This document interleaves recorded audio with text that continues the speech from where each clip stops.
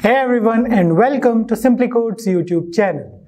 And I hope you guys already know that we are covering every topic of JavaScript this week. This is the last part of this full course. Till now, we have covered almost everything related to JavaScript, from basic topics like writing a hello world program to advanced level operations like promises, callback functions, and many more. Not only that, but we created some interesting projects in the last part. If you haven't watched all the previous parts yet, then it is highly recommended to go through every part we have covered till now. In this tutorial, which is also the last video in this JavaScript series, we'll cover some more interesting and advanced level JavaScript projects. You can also mention these projects in your resume and you'll definitely stand out from the rest. We'll start this video by creating the most famous Flappy Bird game in JavaScript, followed by another car racing game using JavaScript. We'll create another famous game, the Wordle game, using HTML, CSS along with JavaScript. All the games are famous and interesting to play, but creating those games on your own is a different level of fun. We'll end this video by creating an e-commerce website using every concept of JavaScript we have covered this week. So, are you guys ready to understand how JavaScript is implemented in the real world? But before we begin, make sure that you have subscribed to our YouTube channel and press that bell icon to never miss any updates on programming videos. So, let's get started.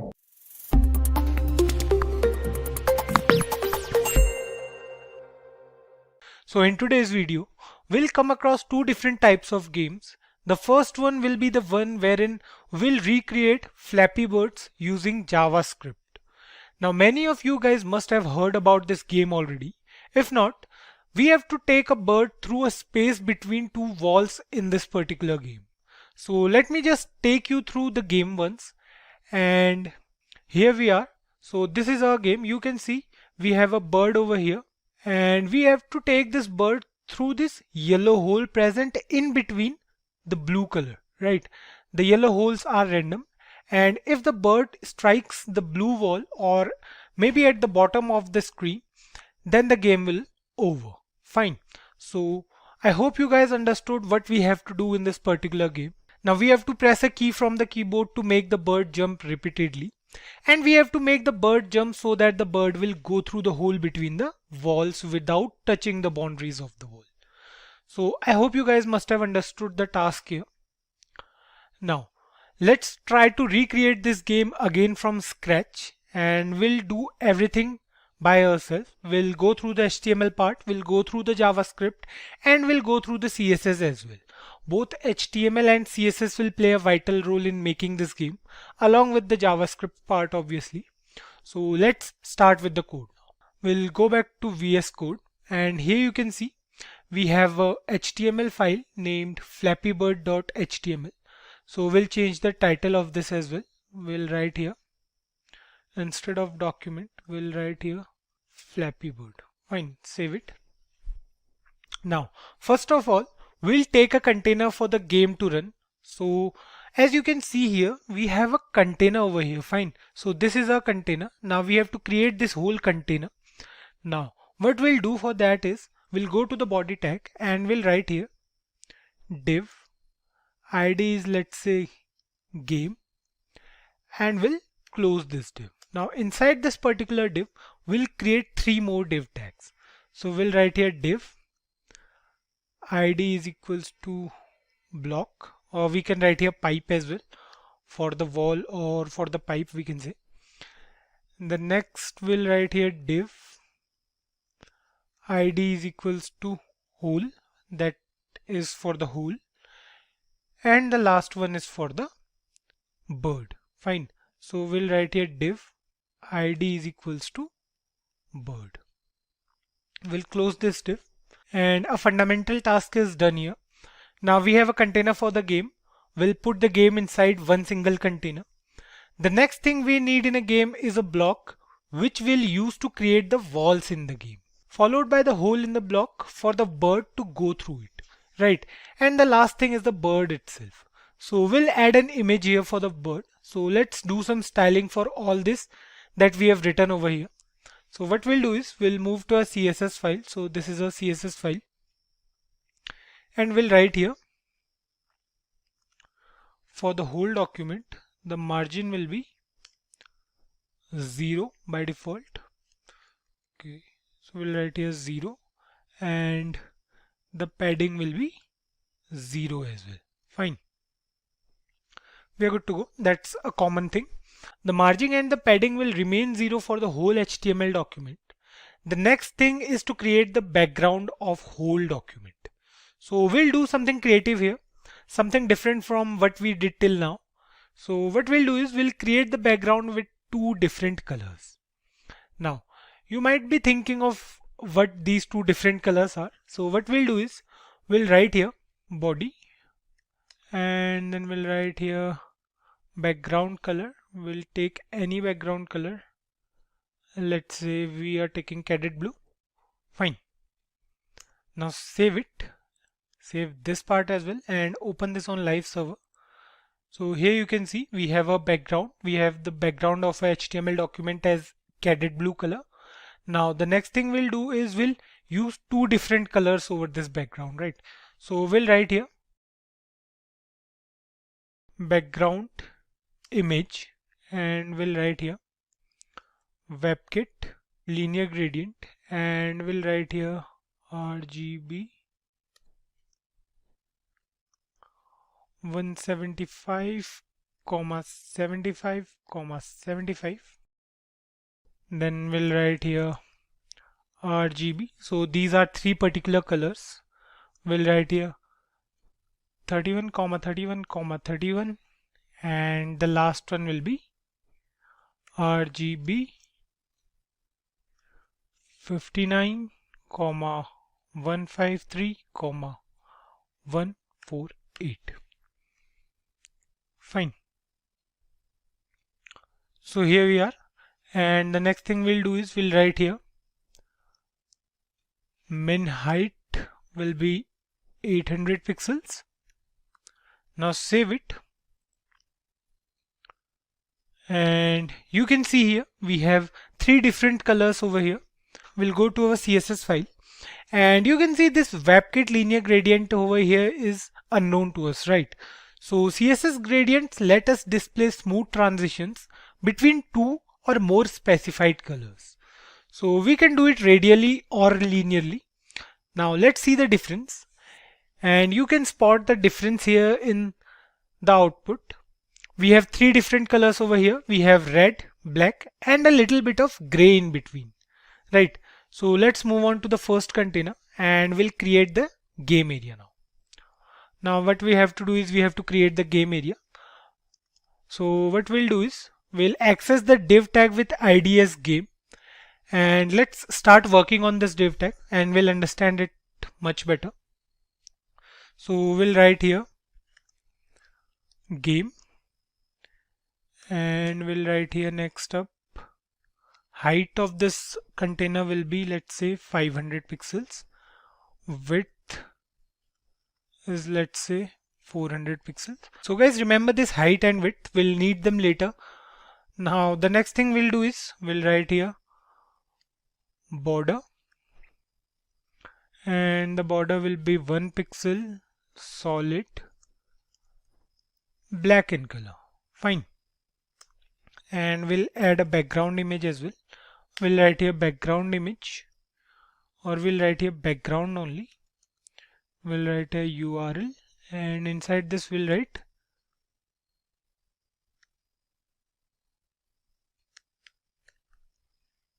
fine. Save it now, and you can see here we have a container over here. Now it's not working. It says there's no such image present in a folder. So what we'll do is we'll check it from here. Here we are. We have bg2 over here, not bg1. So we'll write here bg2.jpg. Save it now and move back to the browser. And here you can see we have an image over here. So it's not quite visible till now. So what we'll do is we'll write here background size as cover. Fine. Save it now. And here you can see we have an image over here. Now the image looks fine. The next thing we'll do is we'll write margin, and we'll write here margin, and the margin will be 1 rem and auto. Fine, save it now. You can see we have the block in between.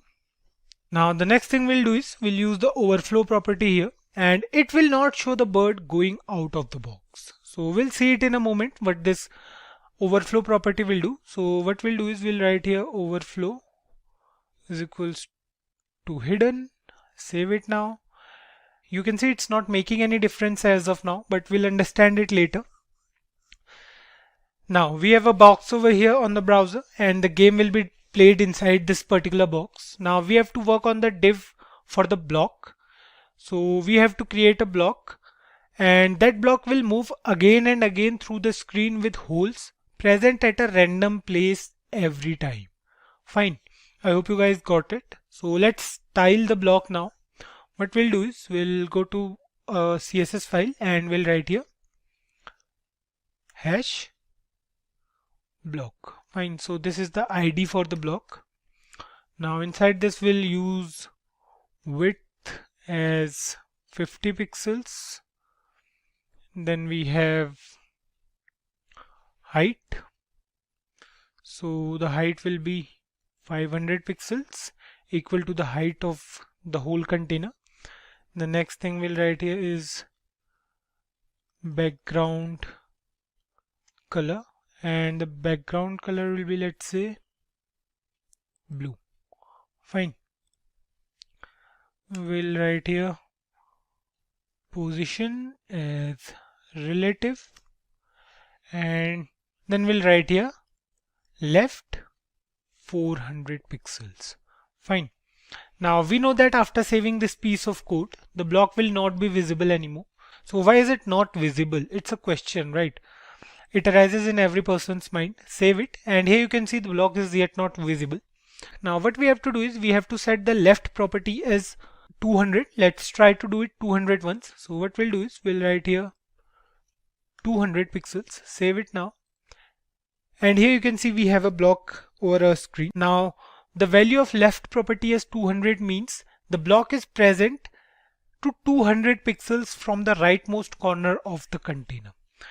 If we write here 400 and save it, you can see we don't have any block here. It means that the block is present right after this entire container. The block starts here and goes till here. It's a 50 pixels wide block, and it's not visible because we have set the left property as 400. So now the next thing we have to do is we need some animation over this box, right? Or we can say we need some animation over this block, right? So what we'll do is we'll write here animation, and we'll write here block. We have to perform it on a block, and the animation time will be 2 seconds. We'll write here linear, and it will go till infinite. Fine. Now this animation property will help us in moving the box again and again after every 2 seconds. And the moving points we have to define here. So for that, what we have to do is we have to write here @keyframes.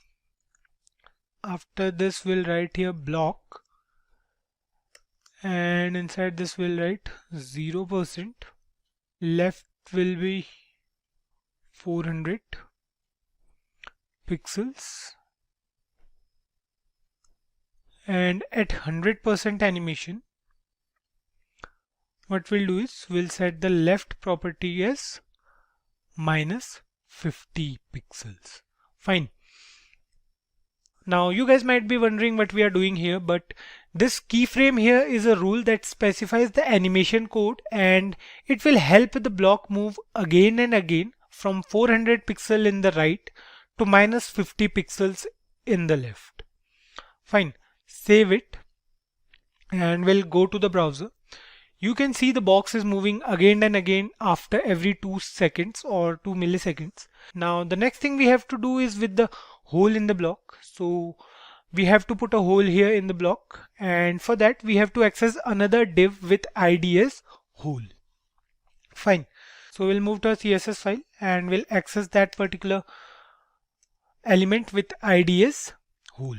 So we'll write here hash hole, and inside this we'll write height of the hole will be 150 pixels less than that of the block.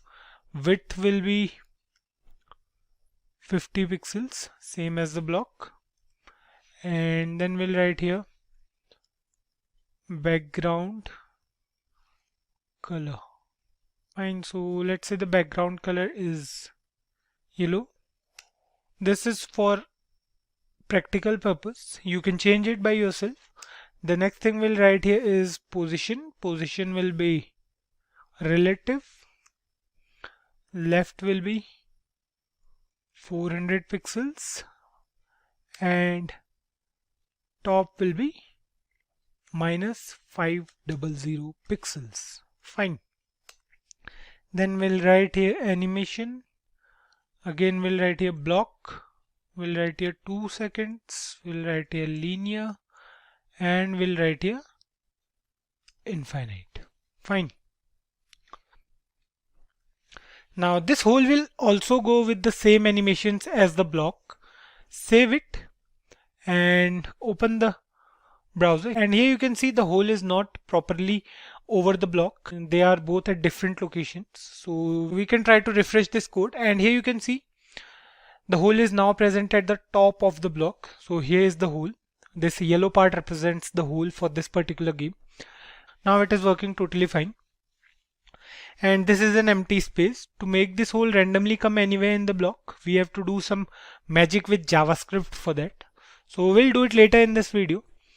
Now if the hole is not placed over the block in your code, don't worry, just refresh the code, or we can say just refresh the home page. It will be fine, or if not, it will get fine once we go through the JavaScript part. That's not a major deal. So let's move on to the bird now. What we'll do is we'll add an image to our HTML file for the bird. So we'll write here inside the HTML file, we'll write here where the ID is bird, we'll write here img. Okay, we have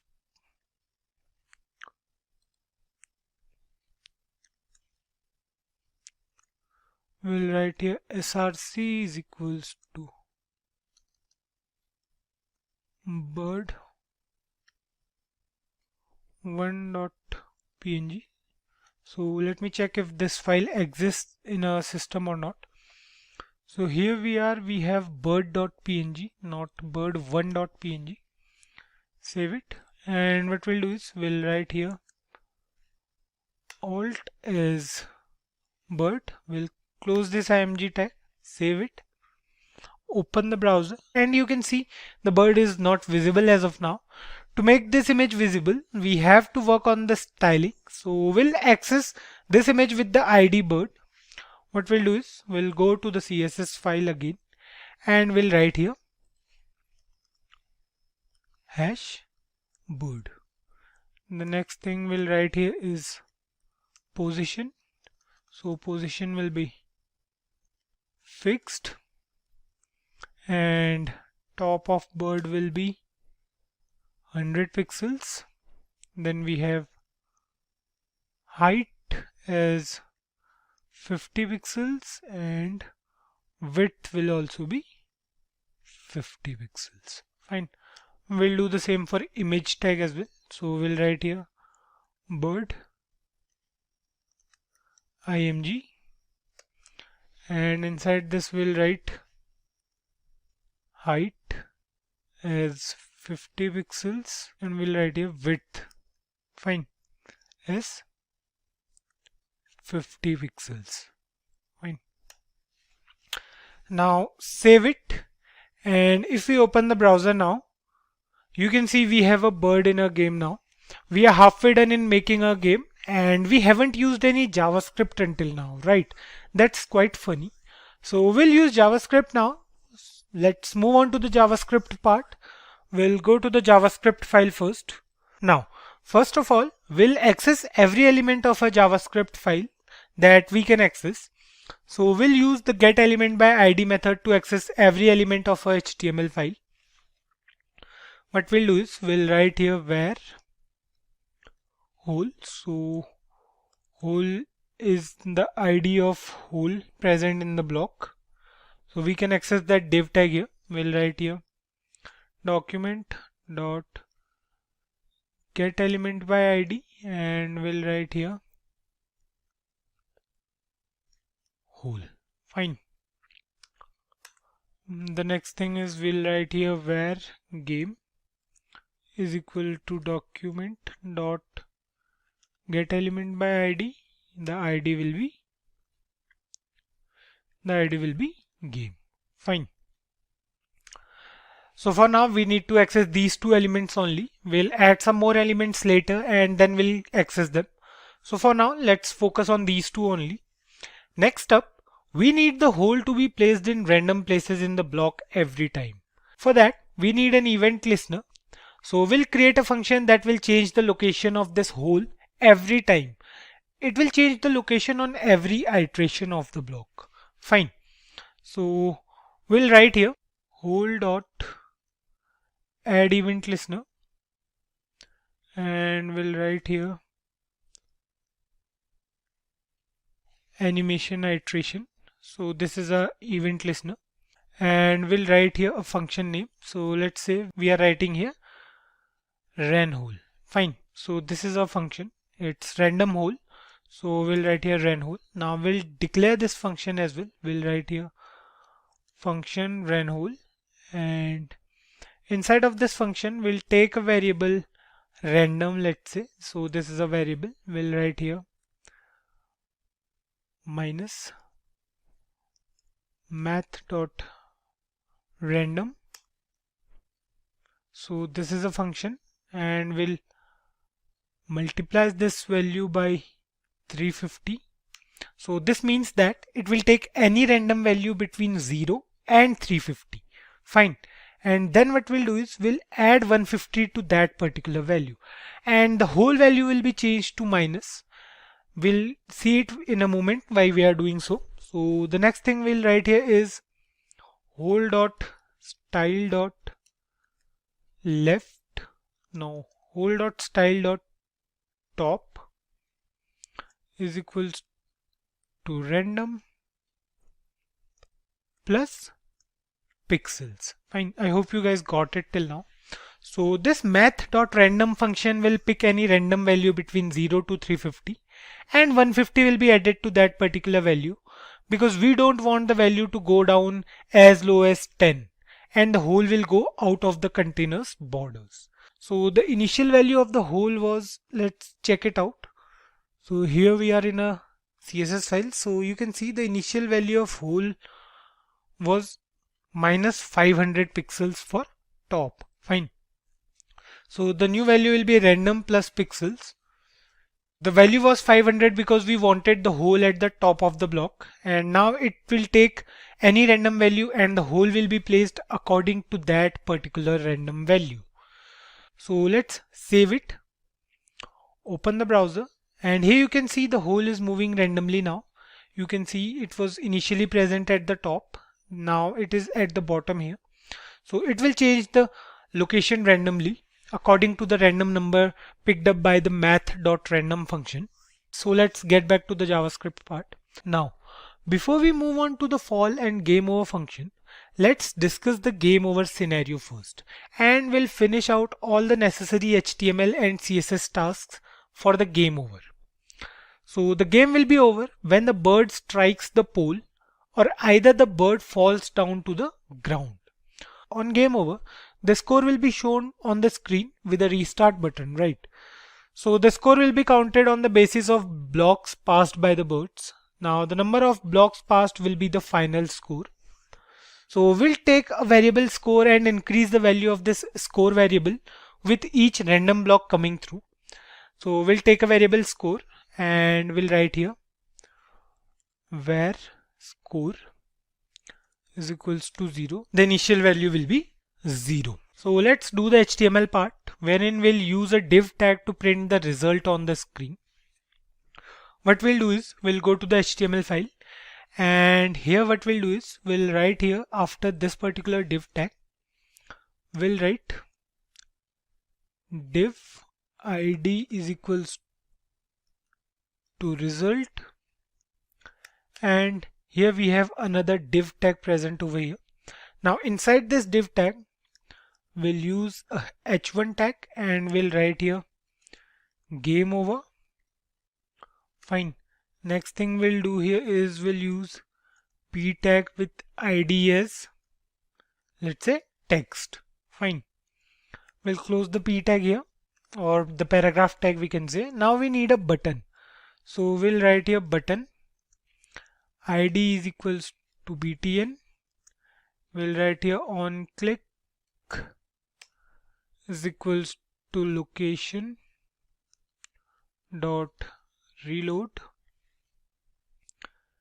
and we'll write here restart. Fine. Now the HTML part is done. The paragraph tag with id as text will be used to print the score on the scoreboard. Now this location.reload method is used to reload the whole web page. On clicking the start button, the entire page will be reloaded and the game will start again. Fine. We'll use CSS to style all of this game over part. So we'll go to the CSS file, and here's the CSS file. Now we'll write here hash result. We are accessing the div tag with id as a result. So the height will be, let's say, 200 pixels for result, and the width is, let's say, 500 pixels. Fine. So if I show you once again, so here is the block for game over scenario. So the height is 200 pixels and the width is 500 pixels. Basically we need to create a card, right? Or we can say a rectangle. So we'll move back to the CSS file and we'll write here background color is, let's say, brown. Margin will be 5 rem auto. So margin top will be 5 rem and then it will do it automatically. Then we'll write here border. So border will be 2 pixels solid and the color will be white. Fine. We'll write here border radius. So the border radius will be, let's say, 20 pixels. We want rounded borders, and the display will be none. Fine.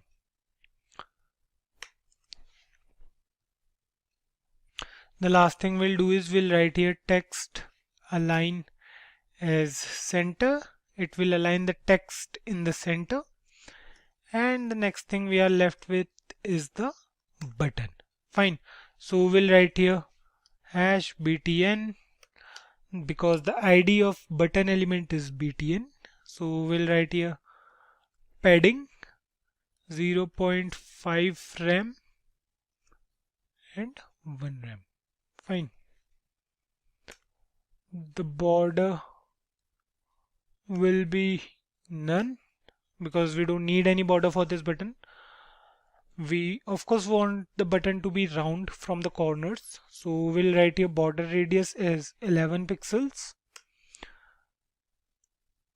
Background color is green. Color is white. Font size is 1.5 rem. We'll write here text transform uppercase. We'll write here margin top 1 rem. So guys, you can see we are using this rem again and again. So I might wonder that if any one of you knows the exact definition of this word rem. If yes, then do let us know in the comments below, and let's see how many of you guys know the actual definition of this term. So the last thing we'll do is we'll write here cursor is equals to pointer, and we are good to go. Fine. The next thing is we'll write here hash text margin top will be 1 rem and font size will be 2 rem. Fine. We'll do one more thing. We'll write here color is seashell. So this will be the color of our text. So we are now totally done with the HTML and CSS part. The only thing remaining now is the JavaScript part, and we have to work on that only. So just a few more if else statements and all, and we are done with the game. Now moving back to the JavaScript part, but before we go there, let me just show you how this works. Save it and go to the browser. So this is our game, and you can't see any game over scenario here, right? So for that, what we have to do is we have to go here in result and we have to comment this particular statement. Fine. Display as none, we have to comment out this statement. Save it now. And it's not working now as well. Okay, here's a mistake in this div tag. What we did wrong here is, so this was our mistake. Save it now. And now here you can see we have a card for game over here. And if you click on this restart button, you can see the page is reloading again and again. So it's working totally fine. We'll move back to the CSS file and we'll remove this. Fine. Save it now. And let's go back to the JavaScript part. Now we'll access two more HTML elements that we just created. So what we'll do is we'll write here where result is equals document dot get element by ID, and the ID is a result. Fine. And then finally we'll write here where text is equals to document dot get element by ID, and the ID is text. Fine. So the next thing we'll do is we'll write here where jumping is equals to 0. We'll take another variable for the bird to jump. Now we'll need all these elements further in the video. Now we have to create functions for falling, and we have to mention the conditions for game over as well. So what we'll do is we'll write here after this ranHole function, we'll write here where fall is equals to set interval. We'll set an interval. So we'll write here function, and then we have the body of this function.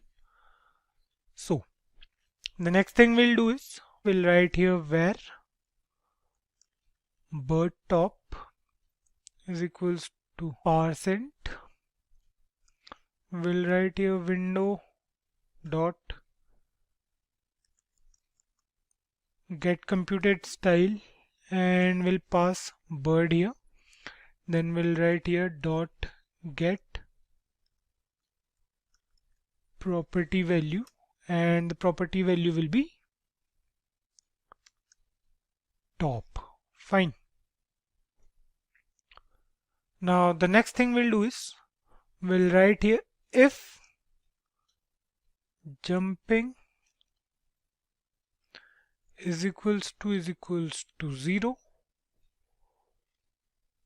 the body of if statement will write here bird dot style dot top is equals to bird top plus 2.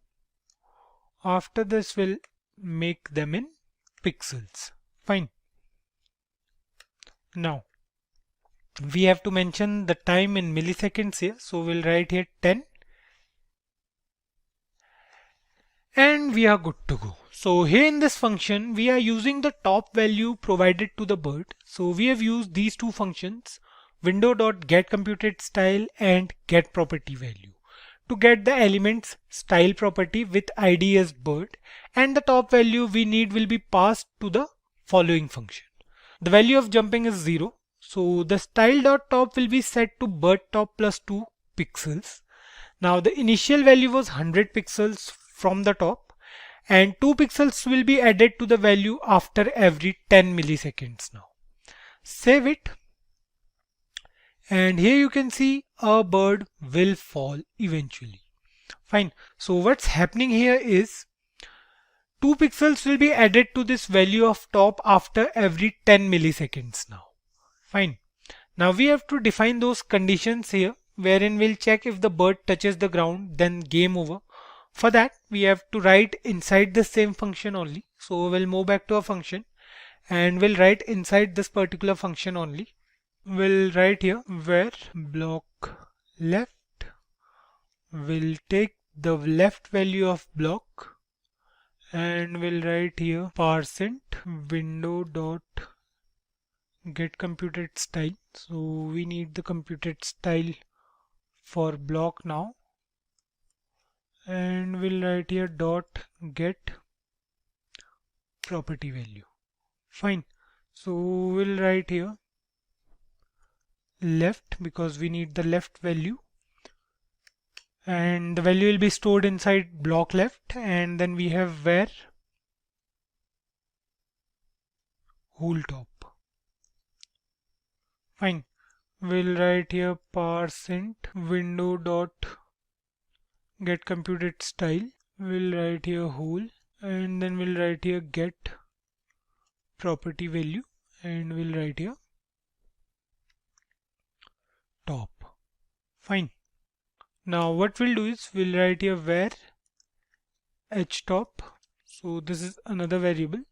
So the value of htop will be 500 plus whole top.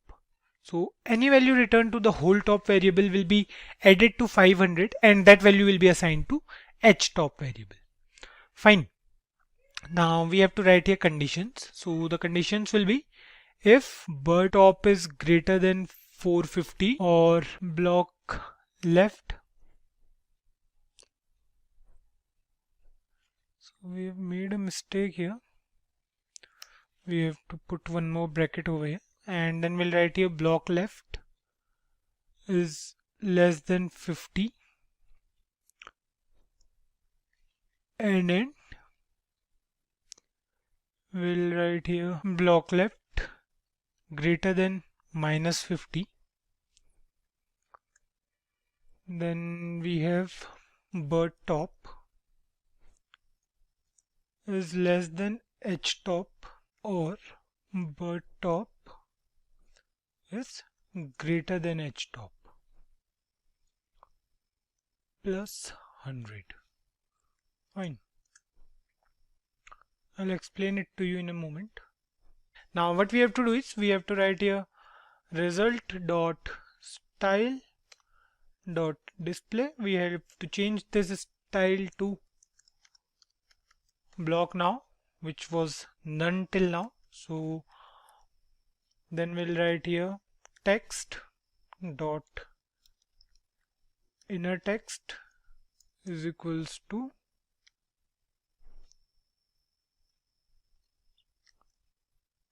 your final score is colon, we'll use here dollar, and then we'll print the score here. Fine. Now the next thing we'll do is we'll write here game dot style dot display is equals to none, which was block until now. Now the last thing we have to do is we have to change the value of score to 0 again, so that the game will restart from 0. Now let me explain this to you guys. So we have to write here bird top first, not bird yop. So now if bird top is greater than 450 means that the bird is touching the ground, or we can say the bottom part of the container. Now you can get all these values correct by going through the inspect elements, and I hope you guys already know how to use it in JavaScript to get the exact values in pixels. So I want you guys to check it, to cross check it once if it's fine or not. Now if the block left is less than 50 and greater than -50 means if the bird is colloiding with the block or not, and the bird top is less than htop means the bird is hitting with the top of the block, or the bottom of the hole, we can say. The last one is for the bird to collide from the upper part of the block. Now in all these cases, the result box will appear and the style of the result box will be blocked. The paragraph tag with ID as text will show the score here, and the game.style will change to none. Now the game will disappear and the game over scenario will come forward. Now score will be again 0, as if the user wants to restart the game, then he can restart it from 0 again. So save it once and let's see if it's working or not. Save it and go to the browser, close it. Okay, you can see it's working totally fine, but it says your final score is $score. So we have made a mistake over here. Now what we'll do is we'll go back here and we'll check what's wrong here. Fine. Okay, the mistake here is of single inverted comma. Instead of single inverted comma, we have to put this sign over here. Now save it, go back to the browser, restart the game, and you can see it's working totally fine. It says your final score is 0.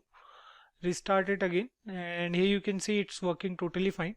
Now we are left with only one thing, and that thing is quite easy. So what we have to do now is we have to make the bird jump on button press. So we have to create one last function for this event. So what we'll do is we'll write here after this window dot add event listener. We'll add an event key down and then we'll write here hop. So hop will be a function. Hop is basically a synonym for jump as well. So we'll define this hop function now. We'll write here function hop and then we have the body of this function. So jumping will set to 1 on calling this function, and we'll write here where bird top is equals to %. We'll again write here window dot get computed style, and the style will get from bird, and the property we want is top. Fine. Now we'll write here if bird top is greater than 6, then we'll write here bird dot style dot top minus 60. Fine. Okay, so we'll write here is equals to bird top minus 60. So we'll put all this inside a bracket and we'll convert it to pixels. So for that we have to write here pixels inside double inverted comma. Fine. Now what we have to do next is we have to write here set timeout, and we have to create an anonymous function over here.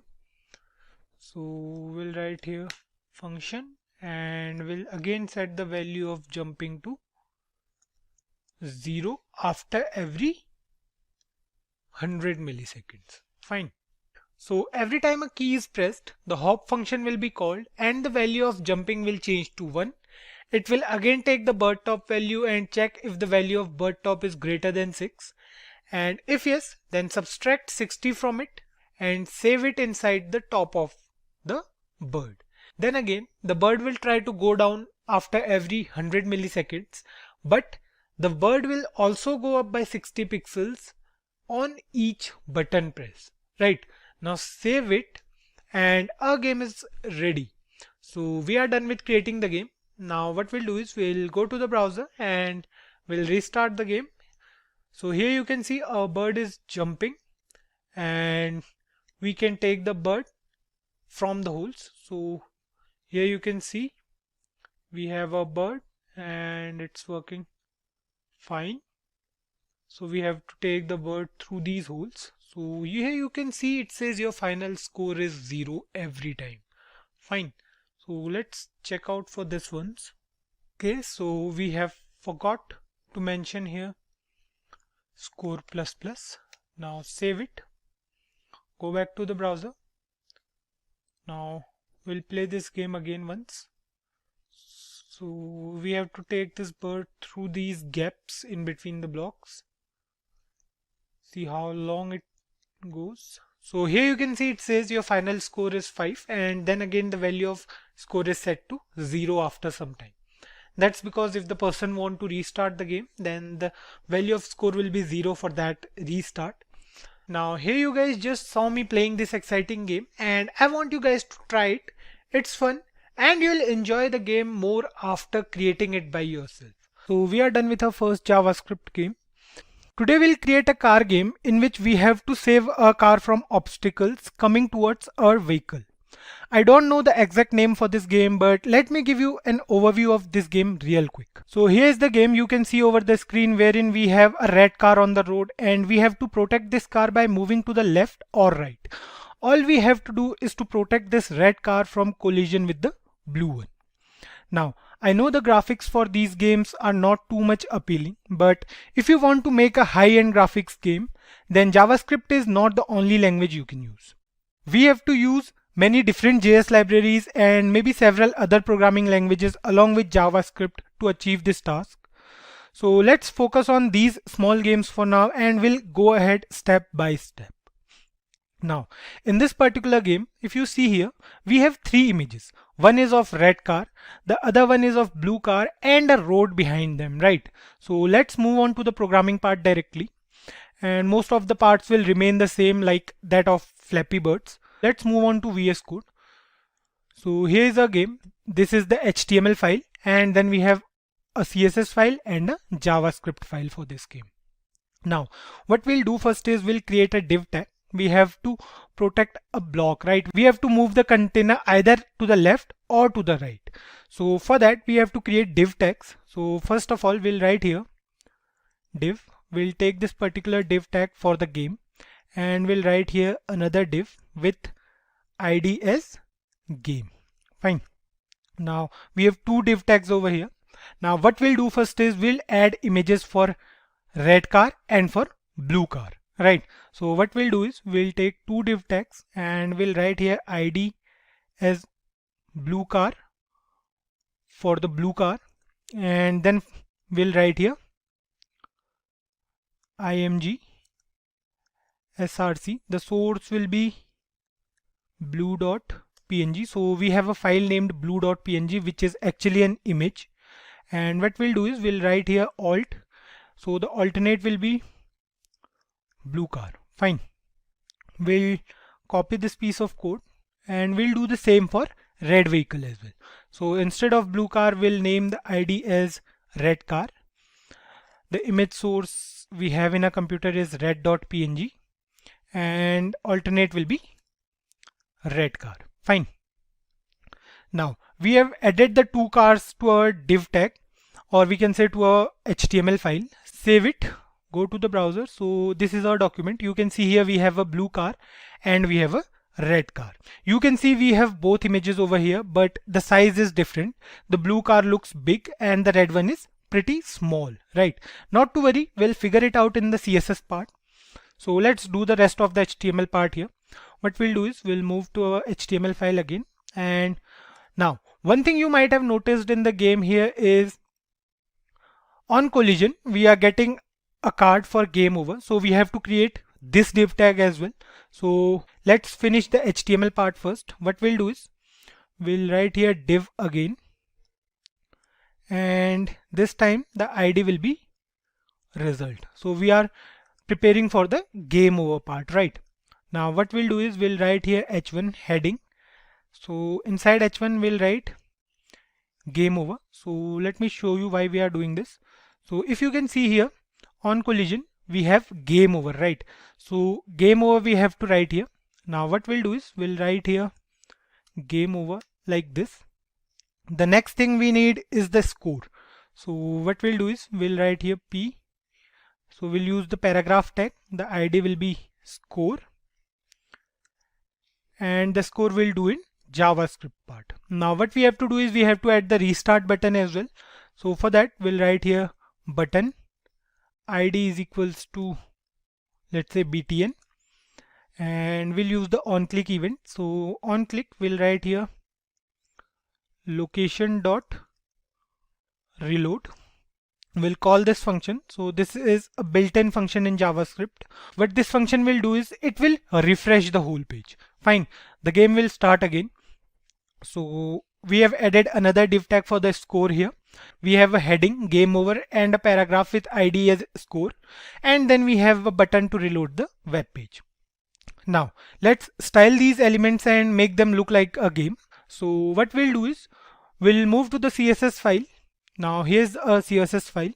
We'll first write here some code for the whole HTML document. So for inside this we'll define margin, and the default margin will be 0. Similarly we'll define padding as well. So the default padding will also be 0. Now the next thing we have to do is we have to write here some code for the body. Fine. Here what we'll do is we'll use two colors at a specific angle of 45 degrees. We have already been through the WebKit linear gradient property in the previous game, which is Flappy Bird. So what we'll do is we'll write here, let's take a background color. Let's say the background color is this kind of sky blue. Now the next thing we'll do is we'll take a background image, and inside this we'll write WebKit linear gradient. We have already been through this in the previous game. So we'll write here 45 degree. This is the angle, and then we'll define two colors here. So our two colors will be gray, and the next one will also be gray but a little bit different from this one. So we'll write here 45%. It will take 45% of the screen, and then we'll write here hash. So this is the code for dark gray color, and it will take the rest 55% of the screen. Fine, save it for now. Go to the web browser. So you can see here we have two different colors present over here in a web browser. The colors are divided at an angle of 45 degree. What we can do here is we can write here 50-50 instead for both the colors. Save it now. Move to the browser, and here you can see, you can clearly spot the difference here. So here you can see these two colors are different now. We'll leave it here. You can do this thing as you wish. So moving ahead, we'll write here min height will be 800 pixels. Fine, save it now. Move to the browser, and here you can see we have a background color set for this particular web page. Now, so after the body tag, we'll do some styling for the game container. So here you can see we have the ID as game for the first div tag. So what we'll do is we'll write here game. We'll write some properties here. We'll write here height. So the height will be 500 pixels. Then we'll write here width. The width of the box is, let's say, 300 pixels. And the border will also define. So the border will be black, and the border will be 1 pixel thick, solid, and black in color. Fine, save it. You can see over here. So we can't see anything for now. So let's style this first completely. What we'll do is we'll write here margin. So the margin will be 1 rem. Auto. Now right here we'll write background image. So the background image is the one we already have in a folder. The name for that image is road1.png. Now we'll write here background size. So we'll write here contain to fit this image inside the container, and we'll write here overflow as hidden. Fine, save it, move to the browser, and here you can see now we have a div tag present over here. We have a container over here, and we have the blue image only for now. Now what we'll do next is we'll style these images as well. So first we'll do the same for blue car. We'll write here blue car, and inside this we'll write height as 100 pixels, width will be 130 pixels. So there's a specific reason behind writing this 130 pixel. We'll understand it later. Now the background color for this car will be, let's say, blue for the blue one, and we'll write here position. So the position will be relative. Next up we'll write here top. Top will be 0 pixels. So remember the value for these properties. We'll need them later in the JavaScript part. Now what we'll do next is we'll write here left as 0 pixels. Now next up we'll write here text align as center, and animation. So this animation we have already been through it. Now what we'll do is we'll write here move. After 1 second the animation should be linear and it should be infinite. Fine. Now this animation we have to define, but before that we'll write here blue car img. So here what we'll do is we'll define the height of image. We'll write here height as 100 pixels. Fine. Now save this, go to the browser, and here you can see we have a blue car present at the top left corner of a container. Now what we'll do is we'll define the animation for this particular div tag, right?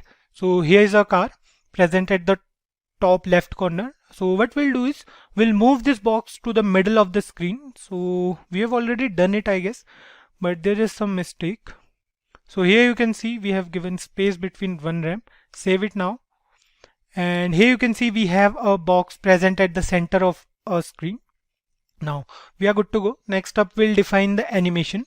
So we'll write here @keyframe, and instead of identifier, the identifier we have here is move. Fine.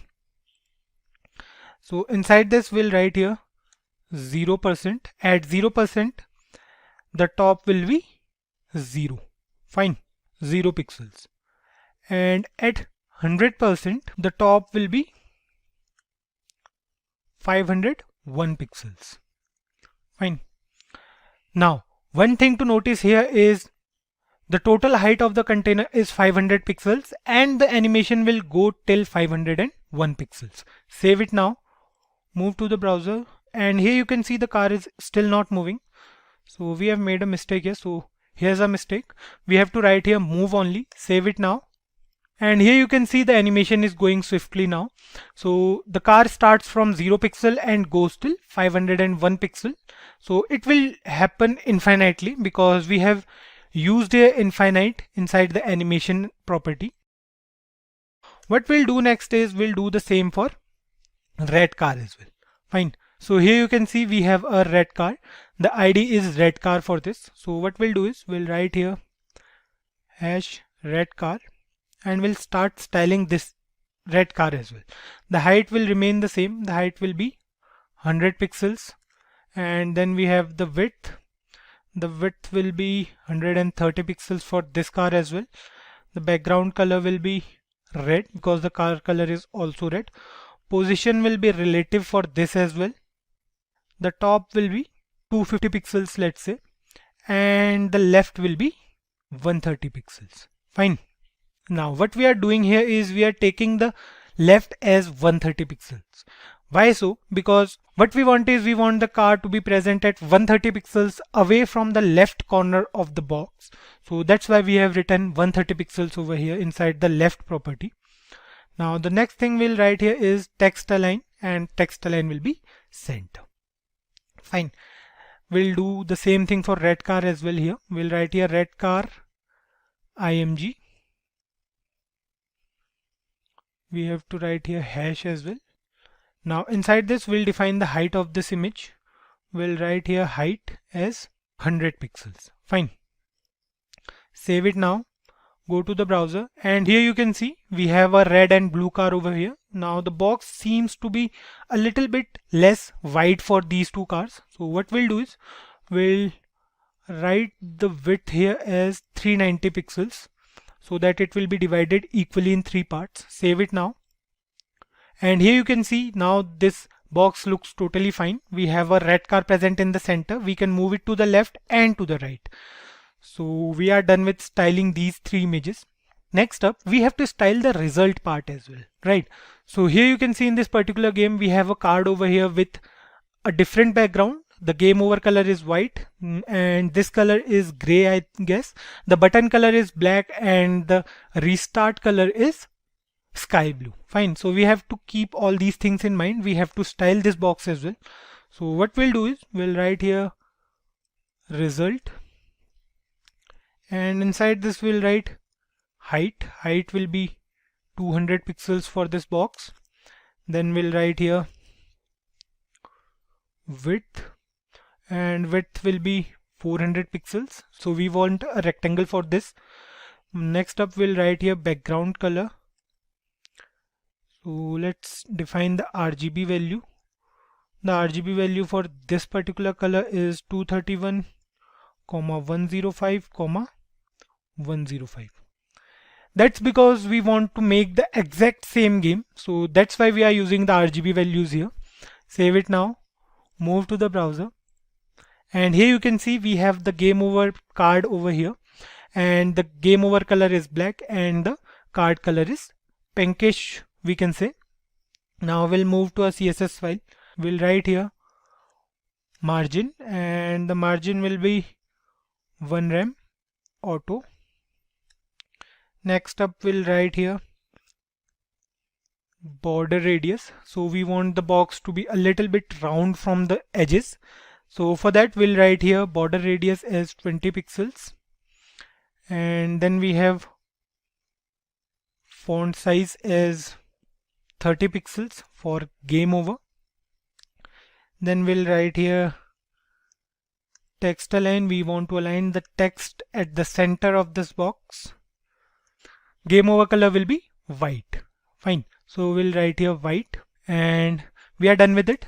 Save it. And here you can see we have a box over here. We have a game over card over here. Now what we want is we want to hide this thing, right? So for that we have to write here display as none. Save it now. And you can see we don't have this game over box over here anymore. Now moving back to our CSS file, what we'll do is we'll remove this particular statement for now. Save it. And here's our box again. We'll add this property later. So for now what we'll do is we'll write here score. Now what we have to do is we have to write here font size as 2.2 rem. I hope you guys must have searched for the rem keyword. Now we'll discuss this keyword again in the next video. So for now we'll write here color, and the color will be, let's say, take any color of your choice. So we'll write here gray, or we can say let's take goldenrod. I don't know which color is it, but let's take it once. Save it. And you are not getting anything over here because we haven't defined it yet. So we'll see it later. Now the last thing we have to do here is with the button, right? So we'll use the button ID for that. We'll write here btn, and inside this we'll write padding. So padding will be 0.5 rem and 1 rem for left. Now we'll write here border radius for this button is 20 pixels because the button is a little bit round at the corners. Next up we'll write here border is none. We don't need any border for this particular button. Then we'll write here background color is, let's say, black. We'll write here the color as, which color we should take? Let's take this one. Now we'll write here margin top. So let's say the margin top will be 10 pixels. Next up we'll write here cursor. So cursor will be pointer. Fine. Cursor will change to pointer on taking it over the restart button. we'll write here text transform. We want to transform this text to uppercase. Fine, save it now, move back to the browser, and here you can see we have a game over here, but this tag is not working for now. So let's see what's wrong here.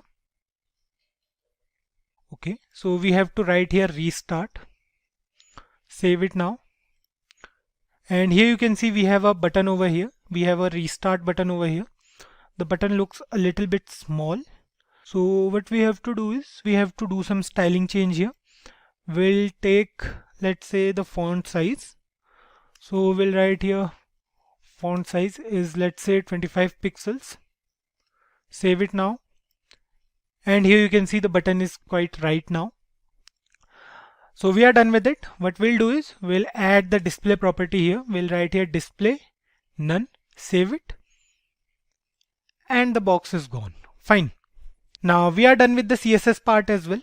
Now we have to make this game responsive only. That will do with the help of JavaScript. So let's move on to the JavaScript file first.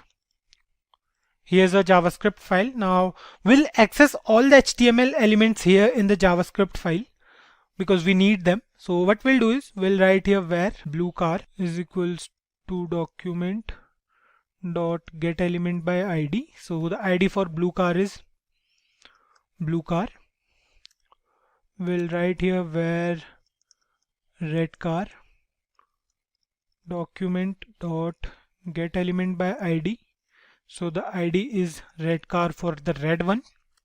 Next up, we'll write here where a result. We'll get result as well. We'll write here document dot get element by ID, and inside this we'll write a result. Fine. We are accessing all the elements with the help of get element by ID method. Now what we'll do is we'll write here where score. So the score will write here document dot get element by ID, and again we'll write here score. Then we'll write here where game document dot get element by ID. The ID for game is game. Fine. We'll take another variable here. Let's say the variable name is variable counter, to count the number of cars passing through the red one to get the final score basically. So we'll initialize the value as 0 for this counter variable.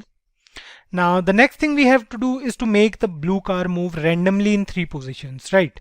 For that we'll use math.random function again. We have used this function previously in the Flappy Birds game. So we'll write here blue car dot add event listener. We'll add an event. So we'll write here animation iteration. So this is a predefined event listener in JavaScript. So for this we'll create a function here. We'll write here function, and we'll define the function as well. Fine. So we'll take a variable, let's say random, and we'll write here math dot floor, math dot random. So this is a predefined function in JavaScript. We'll write here into 3, and right here we'll write 130. Fine. Why 130? Because 130 is the default width which we have taken in our CSS file. So we'll write here blue car dot style dot left is equals to the value of random in pixels. Fine. Then we'll increase the value of counter after every car passes through, after every blue car passes through the red one. Save it and move to the browser. You can see the blue car has 3 positions over here. Can either come from the left, right, or from the center. Any random number from these 3 numbers will get multiplied to 130. So we have 3 positions only. Any random position. Let's say the position is 1. It means that the car is present at the left. So that particular number will be multiplied with 130, and the left value of the blue car will change to that particular number. The logic is simple. If the number randomly taken is 2, then the random value will become 260 in that case, and the blue car will have a distance of 260 pixels from the left side of the container. So this was the reason behind taking the width of container as 390. I hope you guys can relate to it now. So let's move ahead and write the code for moving the red car as well. So you can see the red car is not moving as of now. We'll make it move. So let's write the code for that as well. We'll move to a JavaScript file and we'll write here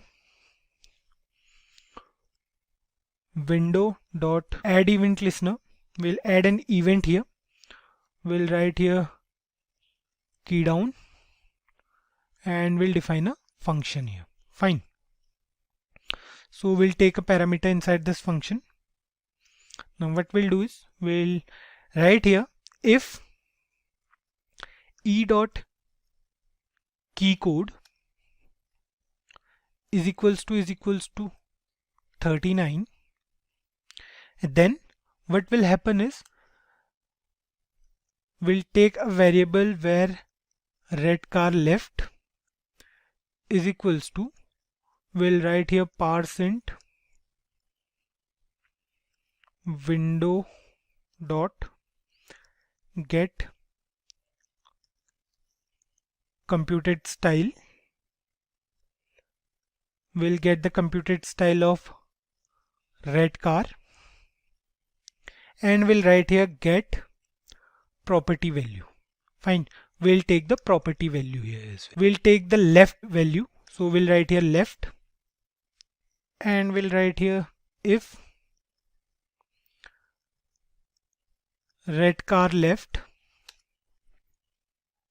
is less than 260 pixels, then red car dot style dot left will change to red car left plus 130 and the value will change to pixels as well. Fine. Now we'll write the code for another key as well. So we have to add two keys over here. What we'll do is we'll write here if e.keyCode is equals to 37. This key code over here represents the left and the right arrow key of our keyboard. So that's why we are using here key code as 37 and 39.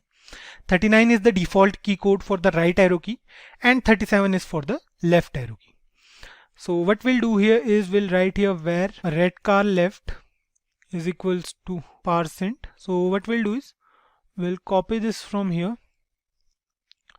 and we'll paste it here. Fine. This will remain the same. Now what we'll do is we'll write here if red car left is greater than 0, then it will change the style. So we'll write here this, and here what we'll do is we'll change the value of red car to red car left minus 130 pixels. So we are moving the car to the left or to the right. Fine. Now we are done with it. Now save it and move to the browser. And now here you can see we are able to move the red car to the left or to the right as well. Fine. Now we are good to go. So the next thing we have to do is to write the code for collision of these two cars, or we can say the function for game over as well. Fine. So let's head back to our JavaScript file and we'll create another function over here. So what we'll do is we'll take certain values and pass them through some conditions. If any of the requirements fail, then the game is over. The logic is simple. Let's implement this logic. So what we'll do is we'll write here set interval. So we'll use the set interval method and we'll write here function. So let's say the function name is game over. We'll now define the body of this function. Now let's discuss some things. What we need is we need the top property of blue car, we need the left property of blue car, and then we need the left property of a red car. Fine, so we'll take three variables. We'll write here where blue car top, then we'll take where blue car left, and then we'll take where red car left. Fine, so we have these three variables over here. Now what we'll do is we'll get these values first. So we'll again use the getComputedStyle property and the get property value. We'll write here parseInt, and inside this we'll write window dot getComputedStyle. So the computed style is of the blue car. Then we'll write here get property value. We'll write here top because we need the top value. We'll do the same thing for blue car left and for red car left. Fine, so we'll change the values here. We'll write here left for the blue car left, and we'll write here left for the red car. Fine, we are good to go. We have these three variables and we have the properties, right? We have the value of these particular properties. Now we'll write here certain conditions. We'll use the if statement again. We'll write here if blue car left is equals to red car left. Let's replace this left with a capital L.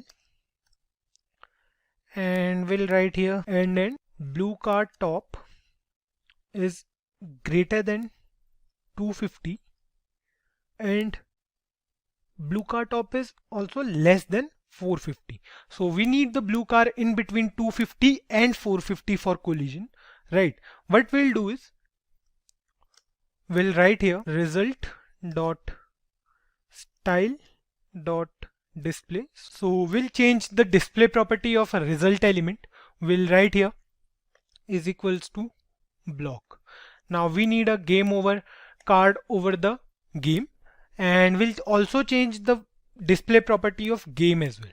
We'll write here game dot style dot display as none. Fine, we don't want the game for this. Now the next thing we'll do is we'll write here score. So for that we'll write here score dot inner HTML is equals to, let's say it says your score is, and we'll write here dollar. We have a variable counter, right? We'll print the value of counter here. Fine. Now there is an error over here, you can see. So what we have to do is we have to put them inside this.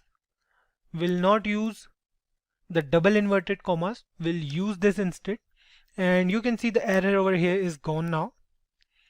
So we are good to go.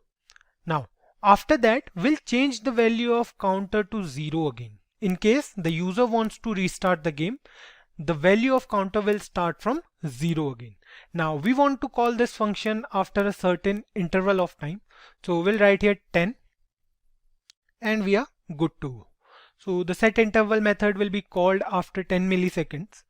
Now the same thing we did for Flappy Birds as well. So some conditions here are almost same and the output is also the same as we had for Flappy Birds.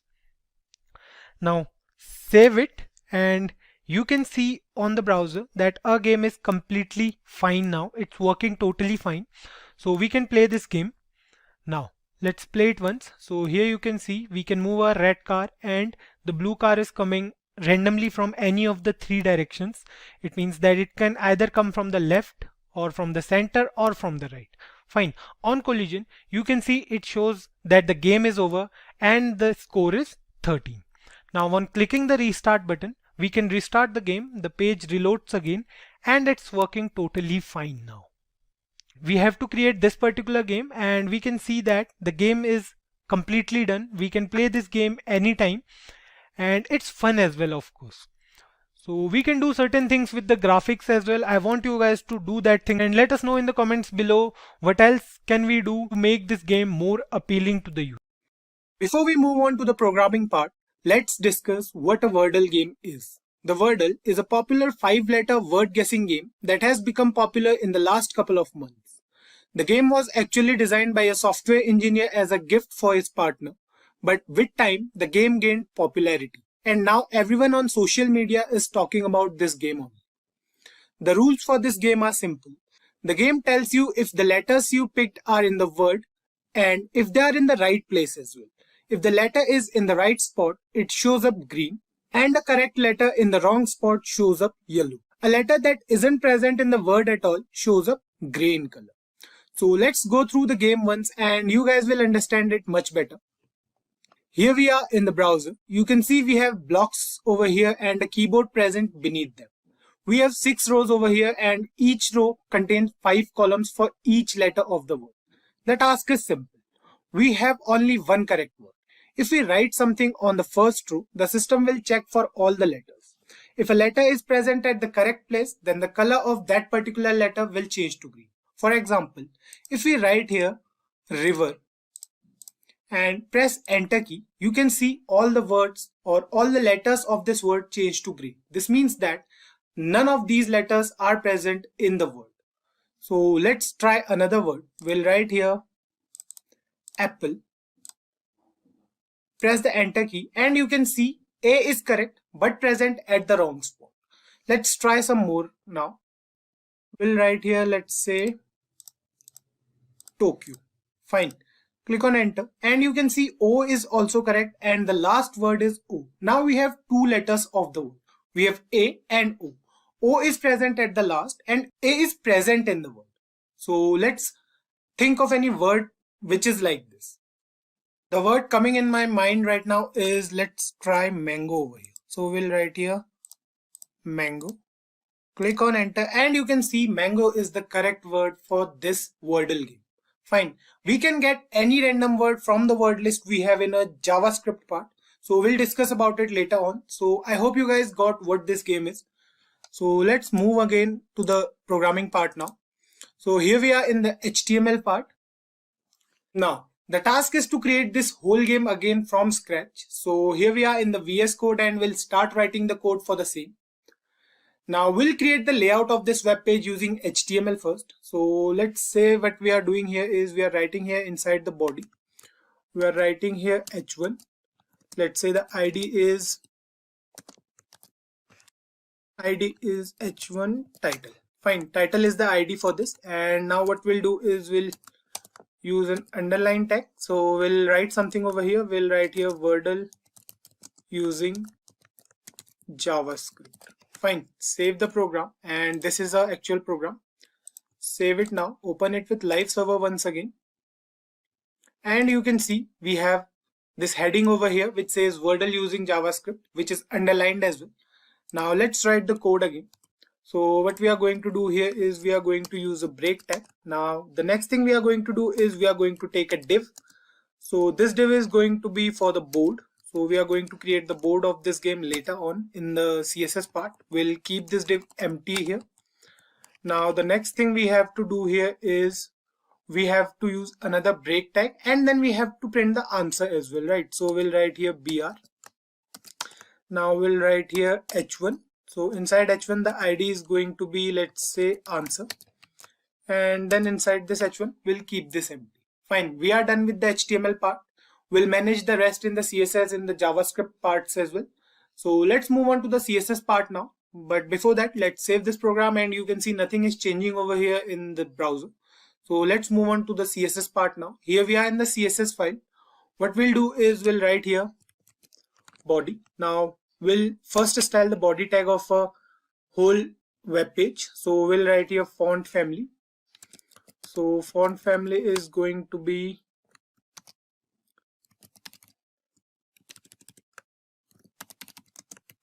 Gill Sans, and then we'll write here Gill Sans MT, sorry, and then we'll write here Calibri, and then we have this over here. So we'll write here Trebuchet MS, and then we have sans serif over here. So here we are done with this. And it it's showing some error over here. So what we have to do is we have to put this inside single inverted commas as well. Now let's zoom out the VS Code, and here you can see something is wrong over here. So the wrong thing is we have to put this sans serif inside single inverted commas and calibrate like this. So we are done with the font family. Next thing we are going to do here is we are going to write here text align at the center. Then we have background color. So what we are going to do is we are going to use the linear gradient over here. So we'll write here linear gradient. Now inside this we have to pass the degree or the angle, we can say. So we'll write here degree as 120. Then we have specific colors. So we'll write here 33B 7CE. Fine. So this is one of those colors. Then we'll write here 50%, and then we have another color. So we'll write here hash 218ED6. So we'll write here 218ED6, and this is a second color. We'll write here 50% again. Now save the program, move back to the browser, and we'll see if this is working fine. So this is working fine as of now. We'll check back at it later. Now the next thing we have to do here is we have to style the HR tag as well. So we'll write here width as 500 pixels for this HR tag. Save the program, move back to the browser, and you can see nothing has changed over here. So the next thing we have to mention over here is the title tag. So we have the ID as title for our title. So we'll write here title. Now inside this we'll write the font size. Font size is going to be 36 pixel for the title. Then we have font weight. So we'll write here font weight as bold. Then we have letter spacing. So we'll write here letter spacing as 2 pixels for this. Save the program, move back to the browser, and you can see we have this heading over here which says Wordle using JavaScript, and that's it. So the next thing we are going to do here is we are going to write the code for bold. So we'll write here hash bold, and we'll write here width of this board is going to be 350 pixels. So we'll write here 350. Then we have the height as well. So we'll write here the height as 420 pixels. And then we have margin. So we'll write here margin. Margin is going to be 0 and auto. Then we have margin top. So we'll write here margin top. Okay, so we have to write a margin top, and margin top is going to be 3 pixels. So we'll write here 3 pixels. Then we have the display as flex, and then lastly we have the flex wrap. So we'll write here flex wrap as wrap. Now save the program, and here you can see some things are changed over here. Now let's style other things as well. So the next thing we have to change here is the tile. So tile is a class over here. We'll go back to HTML, and you can see we have no class named tile over here. So we'll define this class later on in the JavaScript part. So we'll write here tile. Now inside here what we'll do is we'll style the box first. So we'll put a comment over here as box. Then we'll write here border. Border is going to be 2 pixels solid. And the RGB value of the border color is 19. Then for green we have 18, and for blue we have 18. Fine. So this is the border color. Then we have width. So width is going to be 60 pixels, and then we have height as well. So we'll write here height. Height is going to be 60 pixels again. Then we have margin. So we'll write here margin. Margin is going to be 2.5 pixels, let's say. Now we'll style the text as well. So we'll mention it over here. We'll comment text over here. Now we'll define the color. So the color for text is going to be black. Then we have the font size. Font size is going to be 36 pixels. And after font size we have the font weight. So we'll write here font weight. Font weight is going to be bold. Then we have display. So we'll write here display as flex, and then we have justify content at the center, and finally we have align items at the center. So we'll write here align items at center. So here we are done with the styling of the body, title and board. Now we are left with the keyboard, the colors for correct, absent and present letters. So we'll write the code for it later on. For now, let's move ahead to the JavaScript part. But before that, let's save this program once and we'll check. So here you can see nothing is changed as of now. So let's refresh it once and we'll see if something is wrong or not. So here you can see nothing is wrong. Everything is working totally fine. Let's go back to the JavaScript part and we'll go through the logic behind this whole game now. So here we are in the JavaScript part. We'll start writing the code over here.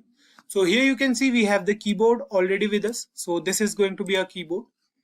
Now the next thing we are going to do here is we are going to take a variable as height. So the value of height is going to be 6 initially. So this is basically the number of guesses we have in our program. So basically we have 6 number of guesses. That's why we are taking the variable height as 6. Then we have the variable width.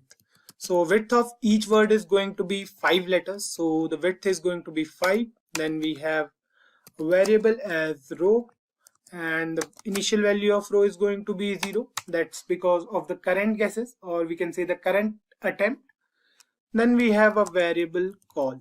So we'll use 0 for this variable as well. So this is the current letter for that attempt.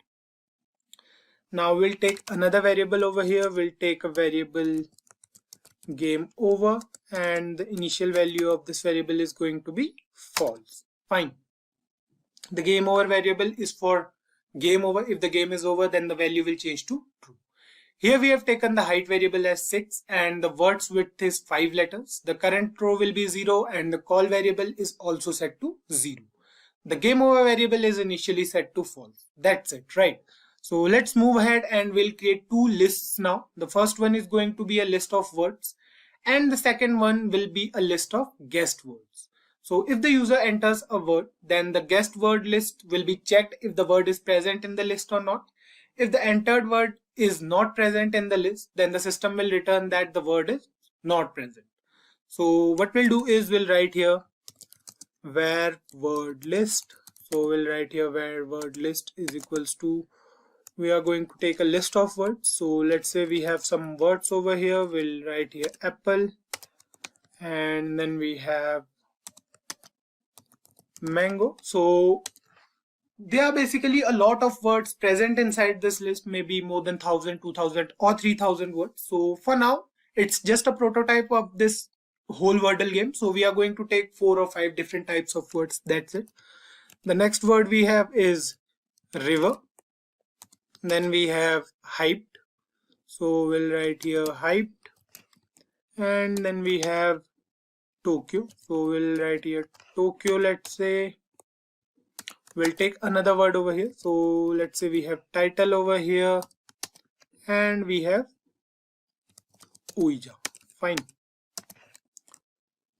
So we have to write here hyped with a small h, and that's it. This is our word list. Now we are going to create another list. This time we are going to create the guess list, which will contain all the words that can be guessed by the user. So inside the guess list, we'll write here apple, then mango, then we have river, hyped. So we are basically going to take all these words and we are going to paste them over here. Now let's use some more words. So let's say we are using here carbo, then we have, let's say, another word over here, proxy. Fine. So we have these words in the guess list as well. Now the next thing we have to do is the guess list will also contain the words from the word list, right? So what we'll do here is we'll write here guess list, and guess list is going to be guess list dot concat. So what we are doing here is we are basically performing concatenation. So we'll write here word list inside this, and that's it.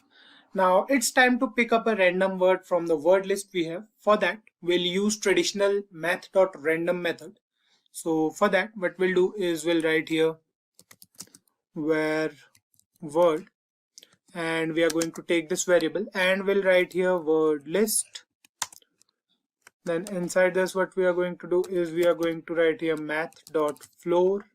Then we have math.random. So this is a method, basically method.random. So we have to put parenthesis over here. Then we'll write here asterisk word list dot length. So we'll write here word list dot length.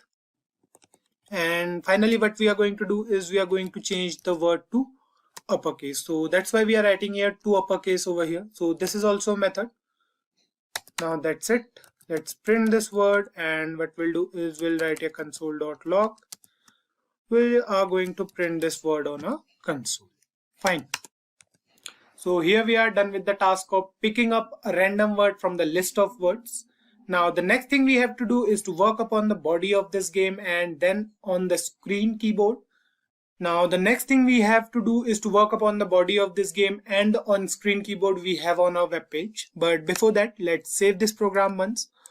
Move back to the browser, open console, and here you can see again on refreshing the web page, the word is changing over here. It's taking a random word from the word list. You can see on refreshing we have river as of now. I'm not sure if you guys are able to see it, so let me zoom it out a bit. Now I've refreshed this page and you can see the word is changing over here. We have a list of words and a random word will be picked at once. So here you can see it. Now it's working totally fine. So let's move on, and now we'll write the code for the body and the on-screen keyboard. So we'll write here window.onload. So we'll write here window.onload, and on loading we are going to create a function. Fine. So we are going to initialize. So we are going to write here initialize, and we are going to call this initialize function. Fine. Now the next thing we have to do is we have to create this function. So we'll write here function initialize. Now what we have to do is we have to create the game board now. So for that we are going to use the for loop. We are going to write here for let r is equals to 0. So the initial value of r is going to be 0. R is less than height. So this is the condition, and we are going to write here r plus plus. Fine. Now inside the body of this for loop we have to take another for loop. We have to take the for loop for column as well.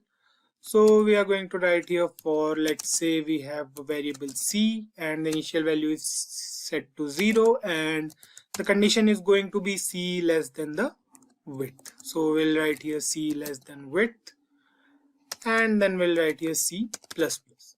Fine. Now we have to write here again this curly braces because we are going to write inside this for loop now. So we'll write here let tile. So tile is a class we have in a CSS file. So we have used tile over here. We'll write here document dot create element. So we are going to use document dot create element over here, and then we are going to write here span. Fine.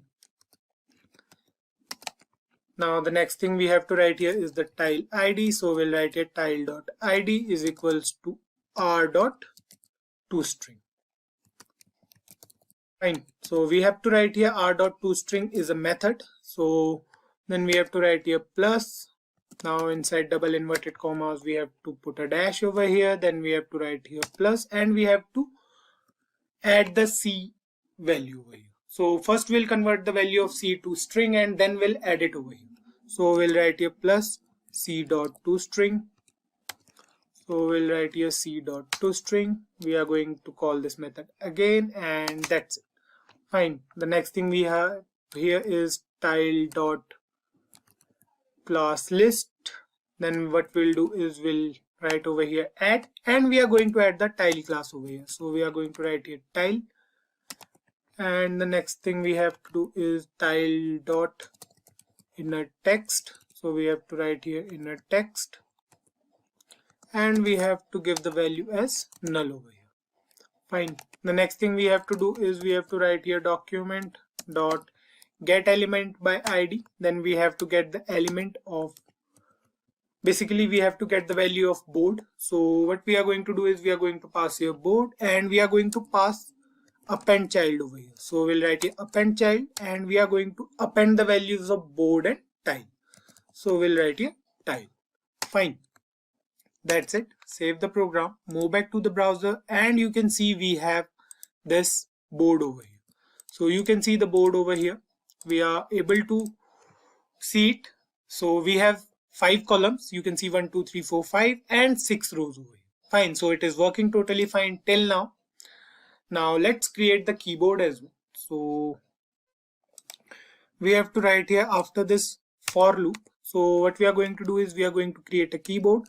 So let's write a comment over here. We'll write here keyboard, and we'll start writing the code over here. So we are going to take a variable over here. So let's say the variable name is keyboard, and now what we have to do is we have to write the values present inside the keyboard. We already have those values over here. So we'll copy these from here, and we are going to paste them over here. Fine. So let's do one thing. Let's write it this way. So we have the keyboard over here. We have all the keyboard keys of the keyboard. You can see we have Q, W, E, R, T, Y, U, I, O, P. Then we have the next line, and finally we have the enter key, Z, X, C, V, B, N, M, and backspace. Fine. So this is a symbol for backspace. Basically, you can download it from Google as well.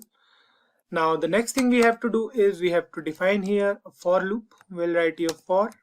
We are going to take a keyword, let I is equals to 0. Then we have I less than keyboard dot length, and then we have I plus plus over here. Fine. So now inside this for loop, what we are going to do is we are going to take a variable. So we'll write here where current row. So we'll write here where current row is equals to keyboard, and what we are going to do is we are going to pass here I inside this. Then we have let keyboard row is equals to, then we'll write here document dot create element. So we'll write here document dot create element, and we are going to create a div tag over here. Fine. So we'll write here div, then we'll write here keyboard row dot class list dot add. We are going to add the keyboard row class over here. So we'll define this class later in the CSS file. Keep this thing in mind. We'll write here keyboard row. So we'll write here keyboard, and then we'll write here hyphen. Fine. So this is going to be a class. We are going to define it later in the CSS part. I keep mentioning it again and again so that you guys will remember what we have to do later on. So we'll take another for loop over here. Let's say we have a variable named as j. We'll write here let j is equals to 0, j less than current row dot length, and we'll pass j plus plus over here. Fine. Now we'll write inside the body of this for loop again. So we'll write here let key tile. So we'll write here let key tile is another variable we have taken over here. So we are going to write here document dot create element, and then we'll create a div tag over here. So we'll write here div, and then we'll write here let key. So key is another variable over here. So we'll write here current row, and we'll pass j inside it. So we'll write here key tile dot inner text. So we'll write here key tile dot inner text is equals to, and we are going to pass the value of key over here. Fine. Then after this we'll use the if else statement. So we'll write here if key is equals to enter. So what will happen is the key tile ID will change to enter. So what we are going to do is we are going to write here inside this key tile dot ID is equals to enter, and we have to use the else if statement as well for other keys. So we'll write here else if key is equals to backspace. So we have a symbol for backspace here. So we'll copy it from here, we'll paste the symbol over here, and now inside the body of this else if statement we'll write key tile dot ID is equals to backspace. Fine. So the ID is going to be backspace. Then we have another else if. So we'll write here else if.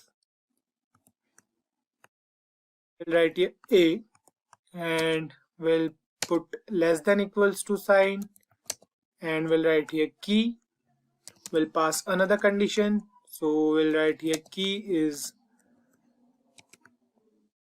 less than equals to Z. And what will happen is the key tile ID is going to be key plus key. Fine.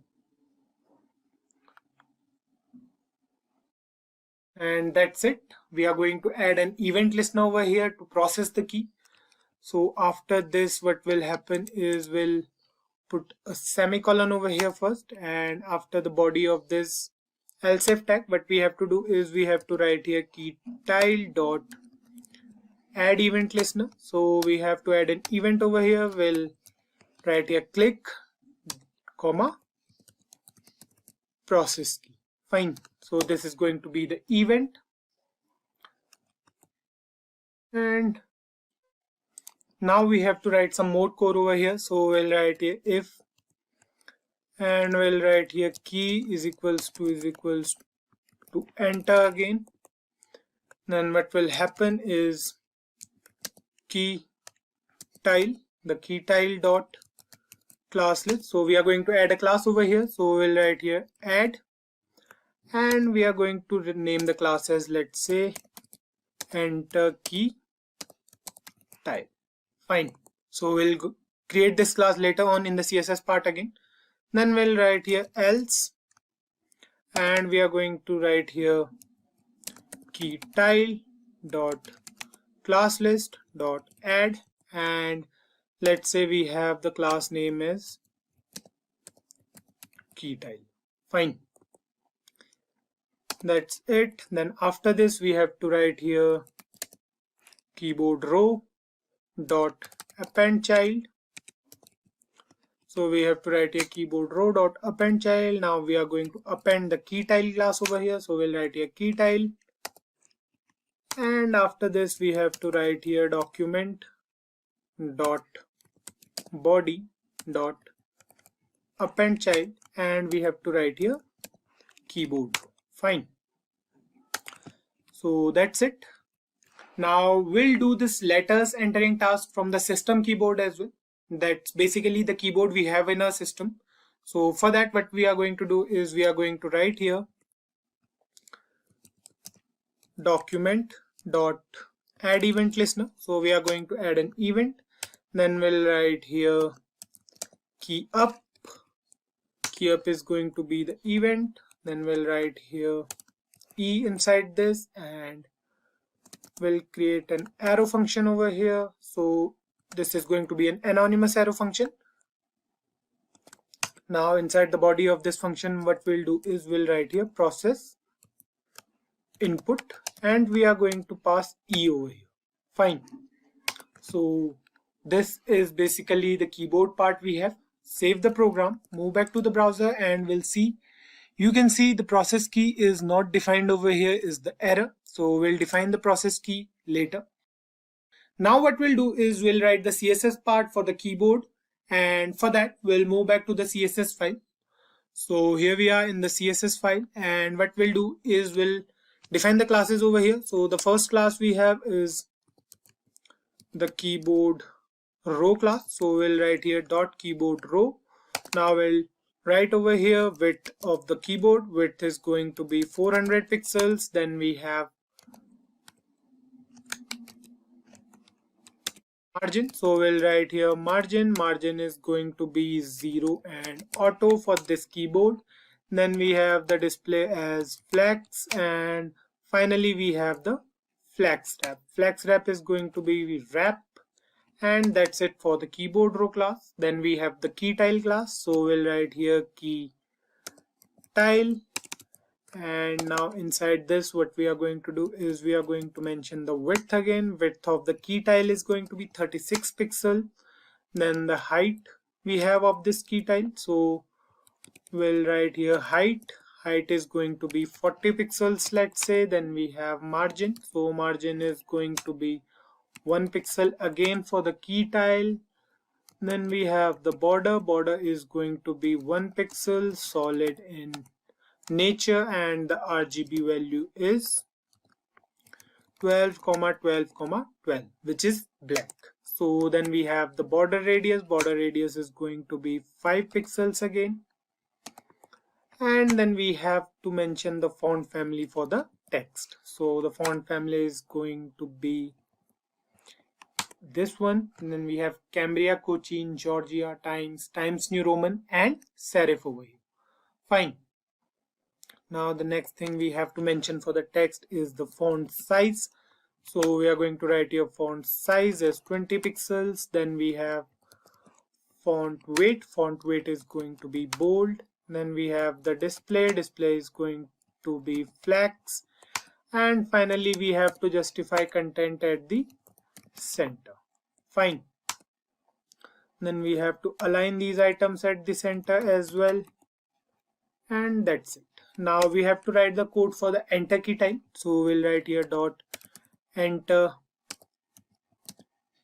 key tile, and inside here we have to mention the width is going to be 76 pixels for the enter key. You have seen the enter key is bigger in size than other keys, so we have to mention the height is going to be the same as 40 pixels. Then we have margin is going to be 1 pixel again for this enter key, and we have the border as well. Border is going to be 1 pixel solid. So we have to write here 1 pixel solid, and the RGB value is going to be 0, 0, 0. So we'll remove this blue and green from here, and that's it. The RGB value is black basically. Then we'll write here border radius. Border radius is again going to be 5 pixel for the enter key as well. Now we have to mention for the text as well. So the font size is going to be 20 pixels. Then we have font weight. So font weight is going to be bold, and then we have display as flex. Finally we have justify content at the center, and we have to align items at the center as well. Fine. So we are done with the enter key tile as well. Now what we'll do next is we'll move back to the JavaScript part, but before that let's save this program and we'll move back to the browser once again. You can see it says process key is not defined. We'll define it later on. So for now let's move back to the JavaScript part again. Now what we have to do is we have to create a function over here. So we are going to create the function process input. Before we move on to the process input function, what we'll do is we'll create the process key function, because we are getting the error for this again and again. So we'll write here function, then we'll write here process key. Now inside the body of this function, what we have to do is we have to write here e is equals to code, and then we'll write here this dot id. Fine. So I guess it will work fine. Then what we have to do is we have to write here process input, and we have to pass e over here. Fine. We have to call the process input function from here. So save this program, move back to the browser, and you can see now we have the keyboard over here. So you can see on clicking any key over here, it says process input is not defined. So let's define it as well first, and then we'll see if the keyboard is working totally fine or not. So for the process input function, we have to write here function, then we'll write here process input. We have to pass e as a parameter over here, and we'll write inside the function if game over is true, then return from here. Fine. Now we have to write the e dot code over here. So we'll write here if key A is less than equals to e dot code, and then e dot code is less than equals to key Z, then what will happen? We'll write here inside the if block, we'll write if column is less than width. So we'll write here let current tile. So we'll write here let current tile is equals to document dot get element by id. So we'll write here get element by id, and id is going to be row dot to string plus, then we'll put a dash over here, or we can say a hyphen. We'll add, what we'll add is we'll add call dot to string. Fine. So we'll write here call dot to string. This is again a method. So we have to write here this, and we have to write here row dot to string. Fine. So I guess this will work totally fine now. Now after this, what we'll do is we'll write here again if. So we'll write here current tile dot inner text is equals to nothing. Then inside the body of this if statement, we'll write current tile dot inner code, or we can say inner text over here. So we have to write here current tile dot inner text equals to e dot code. So we have to write here 3. Then we have to change the value to column plus is equals to 1. Fine. So we have to mention the else if statement as well. So we'll write here after this if statement, we'll write here else if e dot code is equals to backspace. Now we'll delete the letter. So we'll write here backspace, and inside the body of this else if, we'll write if 0 is less than call. So we'll write here 0 less than call, and call is less than equals to width. Then what will happen is call minus is equals to 1.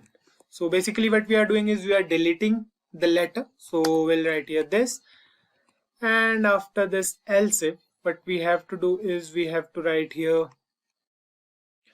inside the else if only, we'll write let current tile. So we have to write here current tile is equals to document dot get element by id. Then we'll write here row dot to string. So we'll write here row dot to string. This is a method. Then we'll write here the same thing again, and we have to write here call dot to string. Fine. So this is a method again. We are good with it, and the next thing we are going to do is we are going to write here current tile dot inner text is equals to null over here. Fine. Now the next thing we have to do is we have to write the code for enter key as well. So we'll write here after this, we'll write here else if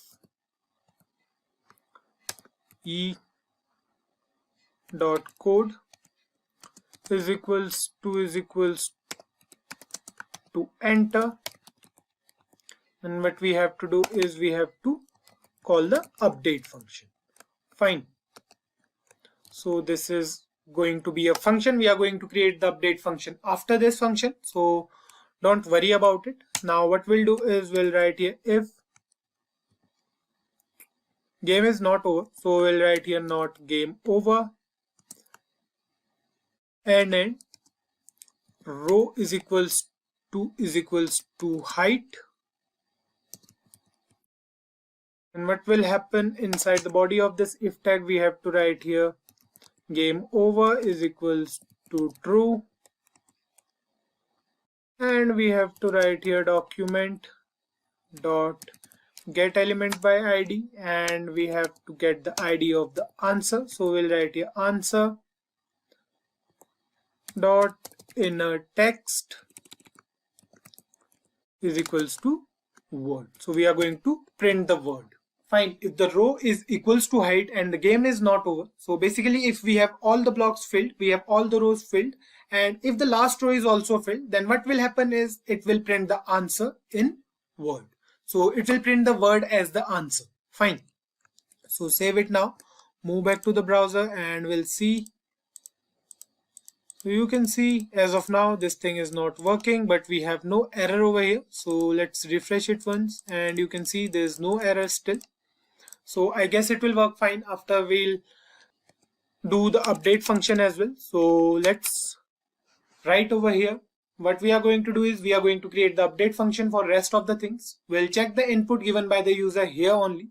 So what we'll do is we'll write here function update, and what we have to do is we have to write here a variable. So let's say let guess is equals to null. For now we are going to take a variable guess, and then what we'll do is we'll write here document dot get element by id. Now what we are going to do is we are going to use the answer, so we are going to write here answer dot inner text is equals to null for now. Now what we have to do is we have to string up the guesses into a word. So basically what we have to do is we have to take all the letters from a particular row and we have to pile them up in a word. So what we'll do here is we'll write here for, let's take a variable c is equals to 0. We'll write here c is less than width. So let's write here c is less than width and c plus plus. Fine. Now what we'll do is we'll write here let current tile is equals to document dot get element by id, and we have to write here again row dot to string plus, then we have to put a hyphen over here, then we have to put a plus, and we'll write here call dot to string. Fine. Now the next thing we have to do here is we have to take another variable. So we'll write here let letter is equals to current tile dot inner text. So we'll write here current tile dot inner text, and then what we have to do is we have to add this value to a guess variable. So we'll write here guess plus is equals to letter. Fine. So we are done with this for loop. Now the next thing we have to do is we have to update the value of guess, and we have to change the guess to lowercase now. So we'll write here guess dot to lowercase. Fine. So we have to write here to lowercase. This is again a method, so we have to put parenthesis over here. This is case sensitive basically. Then we'll put it on the console. So we'll write here console.log and we'll write here guess. Fine. Now what we are going to do is we are going to check if the guess is present in the guess list or not. Fine. So for that what we are going to do is we are going to write here So let's put some space over here. We'll write here if not guest list dot includes what? Guess. If the guest list does not include the guess, so what will happen is we'll write here document dot get element by id, and we are going to write here answer. So instead of answer, what will be there is dot inner text is equals to not in the word list or not in word list. Basically over here we'll write not in word list, and that's it. Fine. Now what we have to do is we have to write here return.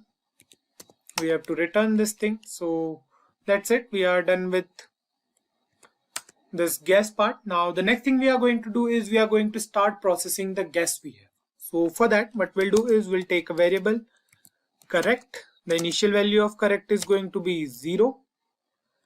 And let's say we have another variable letter count. Fine.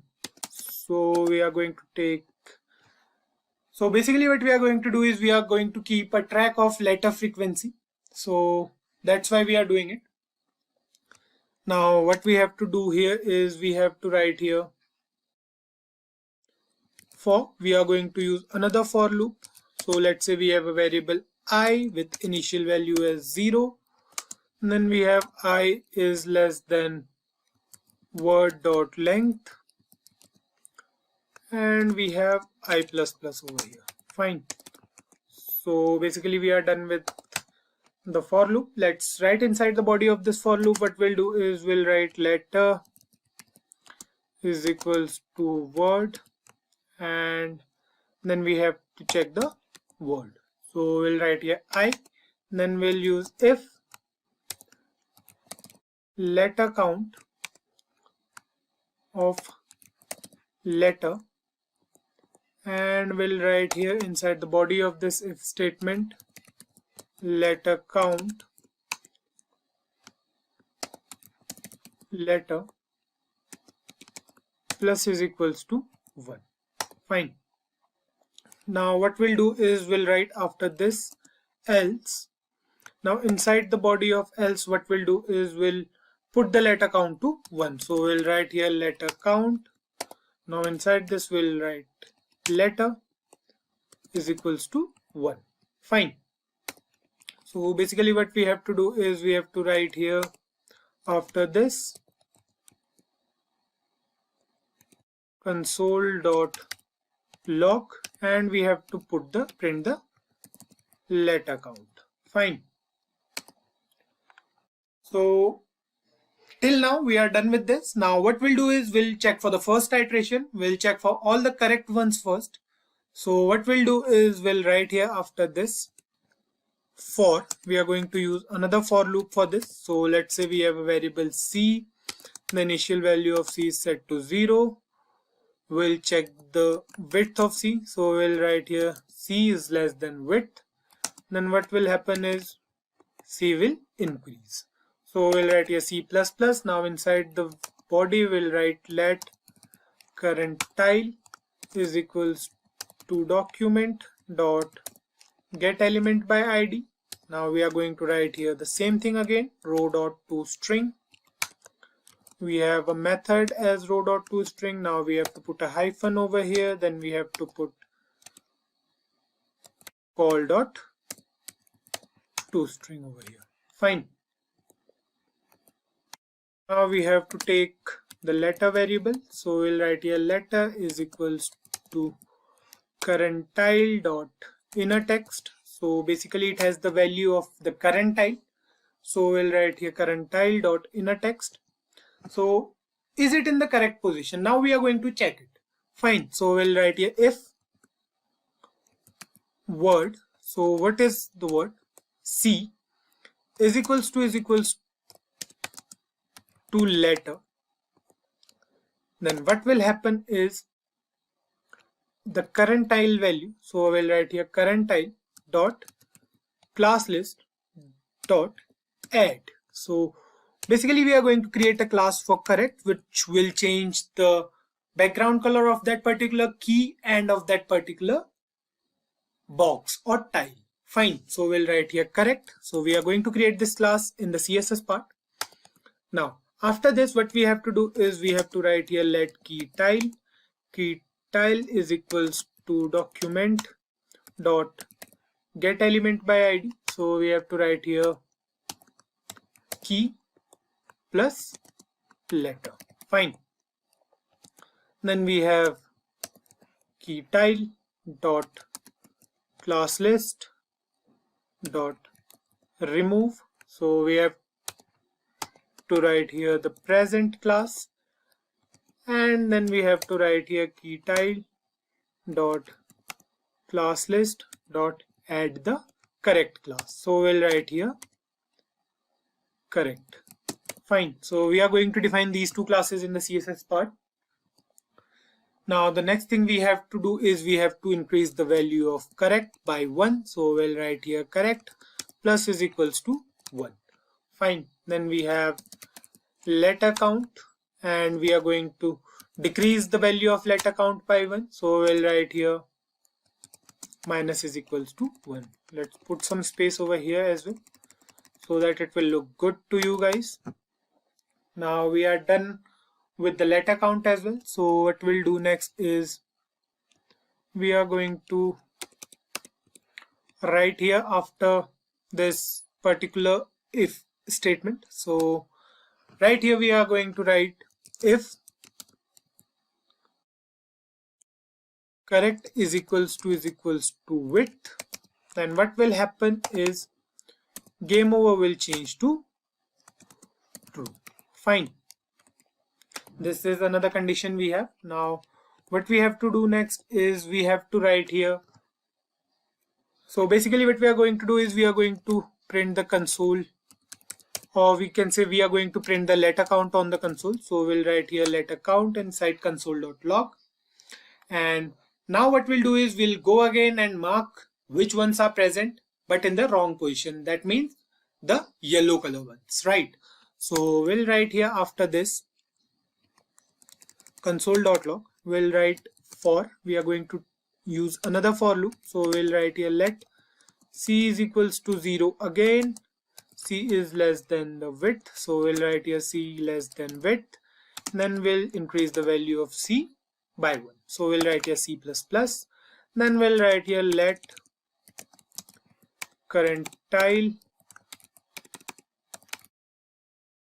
is equals to document dot get element by id. So we are going to write here row dot to string, and then we have this hyphen over here, and we'll write here plus call dot to string. Fine. So we are going to take the values of these, and then after this what we are going to do is we are going to set the value of letter variable. So we'll write here let letter is equals to what's present inside the current tile. So we'll write here current tile dot inner text, and the next thing we are going to do is we are going to skip the letter if it has been marked correct. So for that what we have to do is we have to use the if statement. So we'll write here if not current tile dot class list dot contains, what it contains is the correct class. So we'll write here correct. If it contains correct, what will happen is we'll check if it is present in the word. We have to make sure that we don't double count, right? So what we'll do is we'll write here again inside this if statement, we'll take another if statement, and we'll write here word dot includes. Now we have to write here letter, and we have to mention it over here. After this we have to write here letter count. Now what we have to do is we have to write here letter, and we have to write here greater than 0. Fine. Now what will happen is we'll write here current tile current tile dot class list dot add. We have to add it to present class, so we'll write here present. Fine. Now what we have to do is we have to write here let tile is equals to document dot get element by id. What we have to do is we have to write here key plus letter. Fine. Okay, so we have to write here after this, what we have to do is we have to take another if. Fine, so we'll write here if not key tile dot class list dot contains which class? The correct class. So we'll write here correct, and we'll write here inside this key tile dot class list dot add. What we have to add over here is the present class. Fine. Now what we'll do is we'll deduct the value of letter count by 1. So we'll write here letter count, and we have to pass letter inside here, and we'll write here minus is equals to 1. Fine. Now what we have to do is we have to write the code for else as well. So we'll write here else. Now what we'll write inside else is current tile dot class list dot add. Which class we have to add now is the absent class. Fine, so we'll write here absent. We are going to describe this class, or we are going to define this class in the CSS part later on. So for now we have to write here absent, and we have to change the value of key tile. So we'll write here key tile is equals to document dot get element by id. We have to write here again key plus letter. Fine. So let's put a space over here, and that's it. What we have to do is we have to change the key tile class as well. So we'll write here key tile dot class list dot add. Which class we have to add again is the absent class. Fine.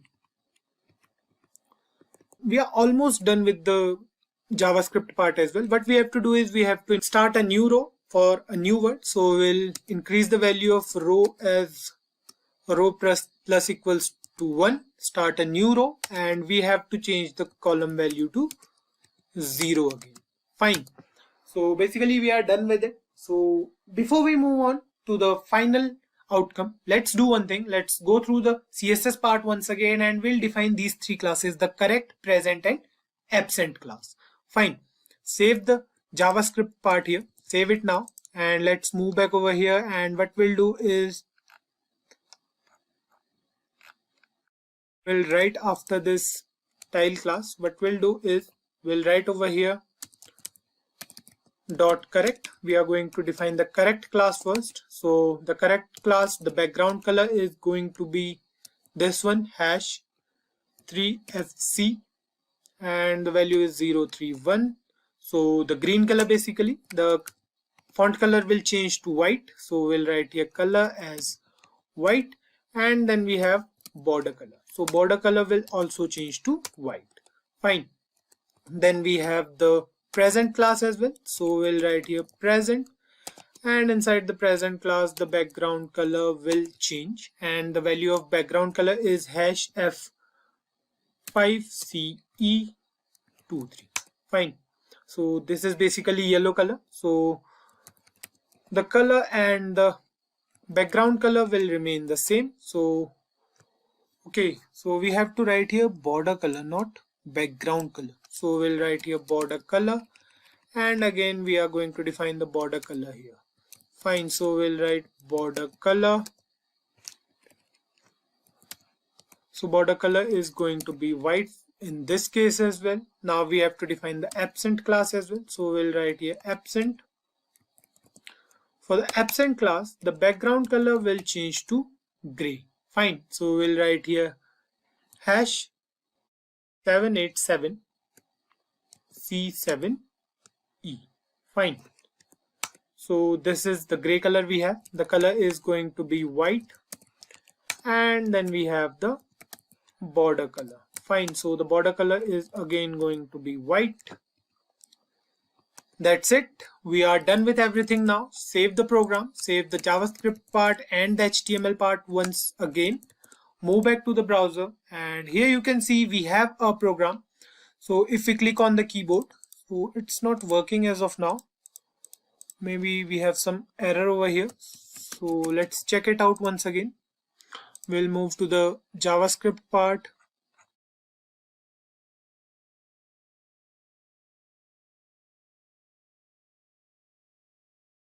And if we can see here, key tile is fine. So we have to write here key tile like this. And let's check the other key tile as well. So everything else is fine. Save the program now. Save the CSS part and the HTML part as well. Move back to the browser, and I hope this will work now. So you can see it's working as of now. Now we have written over quote. You can see it says not in word list. We have quote over here. So the word we have is title. Let's write title over here, and you can see the second line is not working. So we have to get back to this, and we have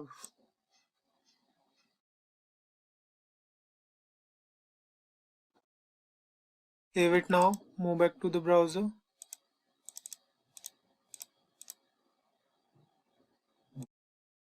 Okay, it's working now, and you can see, so the word we have here is hyped. So let's try to write. Okay, we have to remove this first. That's why it was not working. So we have to write here another word. Let's say we have a word mango. Click on enter, and you can see now it's working fine. Now the word we have here is hyped. So we'll write here hyped. Click enter, and you can see we have all greens over here. You can see the word count as well. We have HYPED as 11111, and we have all the words here in the console. So you have seen here the program is working totally fine. The task is done here. Let's start this session by taking an overview of our website. So let me zoom it. So this is the website we are going to create in today's video. Here you can see we have an HTML web page with a navigation bar to take the user to different sections of our website. I hope you already know that we have to create several web pages for a single website to make it a fully functional website. We have to create these pages separately in different HTML documents, and then we have to provide the links to this particular home page for directing the user to various locations of our website. If you see here in the navigation bar, we have several options starting with our company's logo. So Comfort Learning is the company's logo. Here we have an icon of the book to let the user know that this website is for learning. So we'll see further in this video how we can use these logos and all. Then we have links for several other web pages of our website that are not working because we haven't added these web pages till now. The reason for this is we don't want to make this project a long one. We want to finish it quickly, and we want to give you guys a basic idea of how to use JavaScript and other technologies to create a fully functional website. Next up, we have a cart button over here. On clicking, it opens the cart with items present inside it, and the user can either clear the whole cart or proceed further to buy all the things they need. Right. Following this cart button, we have a background image over here with a cart present over the image. The cart says find your favorite course here. Now, you guys might have guessed that this website is for buying courses, and the user can buy some courses here which they want to study. This shop now button is completely working, and if we click on it, it will take us to the courses catalog, where we have several courses present to choose from. We have 8 different courses present here. You can add as many courses as you want or as many products as you want. So we can add any of them to the cart. On taking the mouse cursor over any image, you can see it gives us an option to add that particular product to the cart, right? If we click on this add to cart button, you can see it says in cart. It means that we can't add any specific course to the cart more than once.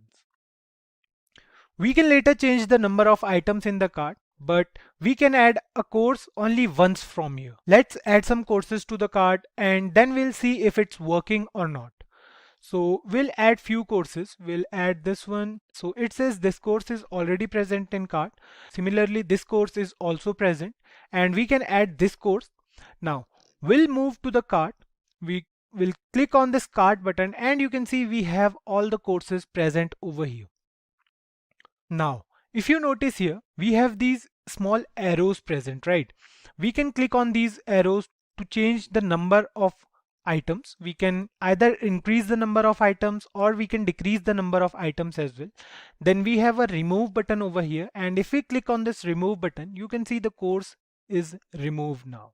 We can remove any number of courses we want, and we can also increase the number of products in our cart. Following it, we have two options over here. Either we can clear the whole cart or we can proceed. If we click on this clear cart button, there will be no course present in the cart and the total price will change to 0 in that case. Fine. So I hope you guys must have known the task by now. It's clear and seems effortless, right? But these small things take a lot of precise coding and attention to work smoothly. So let me show you guys one more thing before we move on to the coding part. If we reduce the size of a web page, or we can say if we remove the size of a browser, you can see the size of website also changes. If we make the browser similar to a phone, you can see we have got a menu type of thing over here, and if we click on this, we are getting the options here. We have home, categories, pricing and about us, right? So these were the options present in the navigation bar. We can get them inside a particular menu using CSS. We'll see how it actually works. So a website is responsive, right? We'll do it with the help of CSS. So let's move on to the programming part now. So here we are in the VS Code. We have all the images already present inside the images folder in our system. So if you want to see, you can see here we have all the images present over here, and we have 4 different files. We have app.js, we have index.html, products.json to add products, and we have style.css to style all the elements. Fine, here we are in the HTML file. Some of you guys may think that HTML, CSS and JavaScript were fine, but what's up with the JSON thing? We haven't heard of it in the previous videos. So let me tell you guys, JSON stands for JavaScript Object Notation. Just like we create objects in JavaScript, JSON is also used to create objects like name value pairs, and later we can use these objects to retrieve that data in a HTML file. In simple words, to add an item to a cart, we need to store it somewhere to get that data related to the object. And then we can add those items to our cart. So JSON is used to transmit the data between a server and a web application. We need to store our products somewhere so that we can use them when added to cart. So you'll get to know more about it while working on it basically. So for now, if you know enough about JavaScript objects, then JSON will be easy for you guys because the syntax remains almost similar in both the cases, that is in JavaScript and in JSON. So let's start writing the code now. Here we are in a HTML file and we have already linked all the files over here. You can see here we have used Font Awesome library for icons we'll use on our website. You have seen that book icon we have used in our logo part and several other icons like the cart icon, etc. So we'll include those predefined icons in a HTML file using this particular library. To include this specific library, you don't have to do much of a task. Go to Google, search cdnjs.com/libraries/fontawesome. Go to Google and search for this and then select version 4.7.0 under the version option. Copy the third URL with min.css as extension and paste it into your HTML file. As simple as that. I'll let you know about the classes we'll use while working on the website. Now let's start with the programming part. The first thing we have on our website is the navigation bar, right? Let me show it to you again. So here you can see we have a navigation bar. We'll first work on this one only. So let's start writing the code. So this is the output of our current website. So what we'll do is we'll minimize the browser and we'll start writing the code here only. So what we'll do is we'll write here nav class is equals to nav bar. Then inside this we'll write div class is equals to burger, and inside this we'll write 3 div tags. Fine. We'll write here div class is equals to layer 1. We'll close this div. We'll copy it from here and we'll paste it again 3 times. Fine. We'll write here layer 2 and layer 3 is class. Then after this particular div tag, we'll add another div tag with class as logo. Then inside this we'll use the span tag. We'll write here span class is equals to logo text, and then we'll write here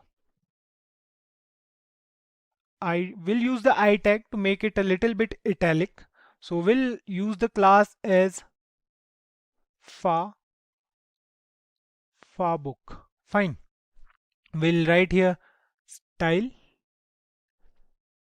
is equals to margin right. We'll write here margin right as 0.1 em. Then we'll write here, similarly we can close this. Fine. Now we have added the book icon to our website. Then what we'll do is we'll write here again span. We'll use the span tag within this span tag. We'll write here style is equals to color, and the color code is hash F095D1. So these are the color codes for this particular website. We'll use them. We have written here F09D51. Fine. Then what we'll do is we'll write here font size as 1.1 em, and what we'll do next is we'll write here before the span tag closes, we'll write here learning. Fine. Okay. So what we did wrong here is we forgot to mention comfort here. Now we are done with the logo part. Next up what we'll do is we'll write here div class is equals to menu bar. We are working on the menu bar for the hamburger menu. So what we'll do is we'll write here UL. So UL stand for unordered list. We'll write here class is list, and inside this we'll use li tag. So we'll write here class as, let's say, list items. We'll write here a href is equals to hash, and here what we'll do is we'll write here home. Fine. We'll copy this piece of code. We'll paste it again 3 or 4 times. We have 4 different options. We have home, we have courses, and then we have pricings, and finally we have about us. Fine. So we are done with menu as well. Next up what we'll do is we'll write the code for cart now. So we'll write here div class is equals to cart, and inside this we'll write I class is equals to far shopping cart for 1x. So here we have used this special class to include the cart icon to a web page. Now next up what we'll do is we'll write here div class is equals to number of items, and then we'll write here pan class is equals to, let's say, noi. Now what we'll do is we'll write here 0 inside this. Fine. I hope you guys understood what we did till now. We are working on the navigation bar only. We have created the navigation bar. So this is the code. Firstly, we have used a class navbar for this particular navigation bar. Then we have used the div tag for burger menu. We have three different layers, layer 1, layer 2 and layer 3. So this is actually the icon of burger menu. You can see here if we reduce the size of our website. So we have defined this burger menu, and inside this we have four other options which we defined later here inside the menu bar. And we have four options, right? We have home, courses, pricings and about us. So we are doing totally right. So till now we did some basic tasks here, right? We have added all the navigation bar elements, and the next thing we have to do is to style our navigation bar according to the final website. It's pretty simple. Let's do one thing. Let's save it once and check the output now. Let's see if it's working. So it's totally working. We have a book icon over here. We have comfort learning written over here. We have cart icon over here, and we have 0 written over here. Fine. Now we have to style those elements accordingly to make it look like this. So we are making this navigation bar. So what we'll do is we'll move to our CSS file and we'll start styling by doing some default style changes to the entire HTML document. We'll write here star, margin will be 0, the default margin will be 0, padding will be 0, then we have box sizing, we'll write here border box, and font size will be 20 pixels for default. Fine. Next up we'll write here HTML. We'll now style the HTML document. We'll write here scroll behavior as smooth, and we'll write here anchor tag. We'll write here text decoration, and we'll write here text decoration as none, and then we'll style the unordered list. We'll write here UL. We'll write here list style as none. Fine. Basic styling is done. Let's do some more for the navigation bar as well. What we'll do is we'll write here dot navbar. This is the first class we have used in a HTML page. We'll write here display as flex. Then we'll write here justify content as space between, align items as center, height as 10 VH.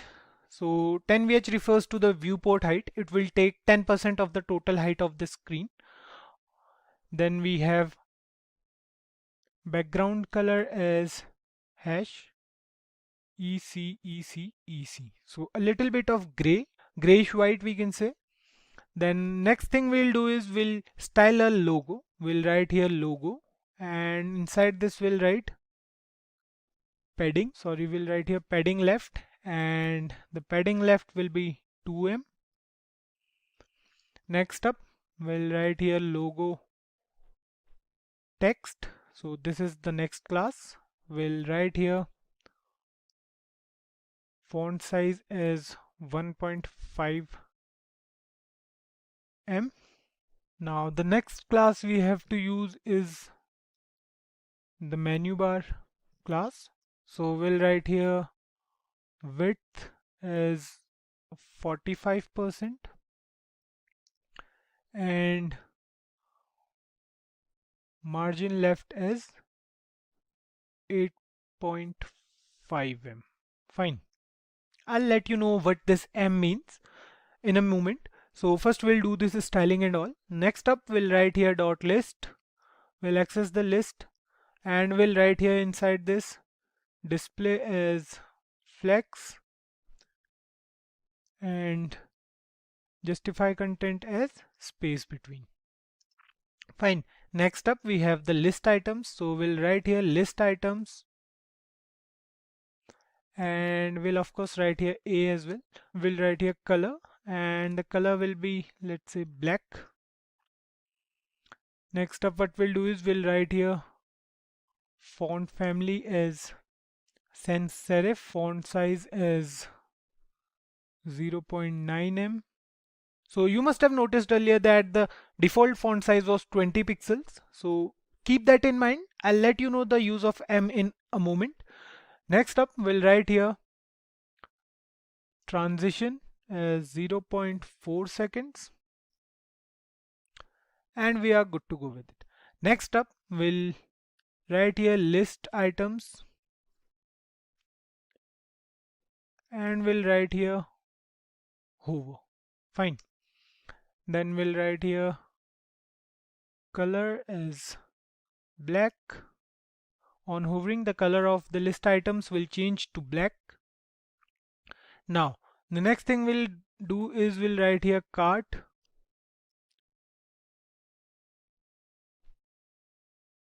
Padding right will be 2em and position will be relative. Fine. We are done with the cart. Next up, we'll write here cart number of items. Fine. We'll write here display as flex, cursor as pointer. We are styling two different classes here. We are styling the element with class as cart and the element with class as number of items. Fine.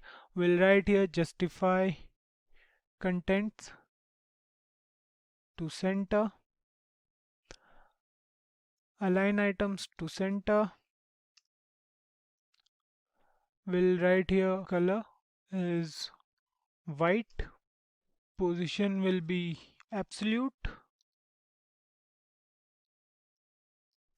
and then we'll write here left as 18 pixels and right as, okay, sorry, we'll write here left as 18 pixels and top as -7 pixels. Next up, we'll write background. So the background color will be hash F09D51. So this will be the background color. We'll define the height and width as well. So height will be 20 pixels and the width will also be 20 pixels. Fine.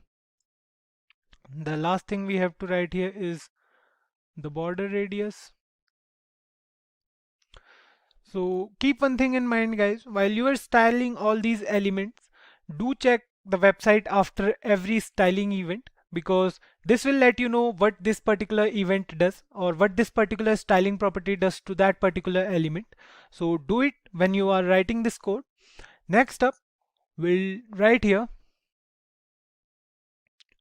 dot number of items space dot noi.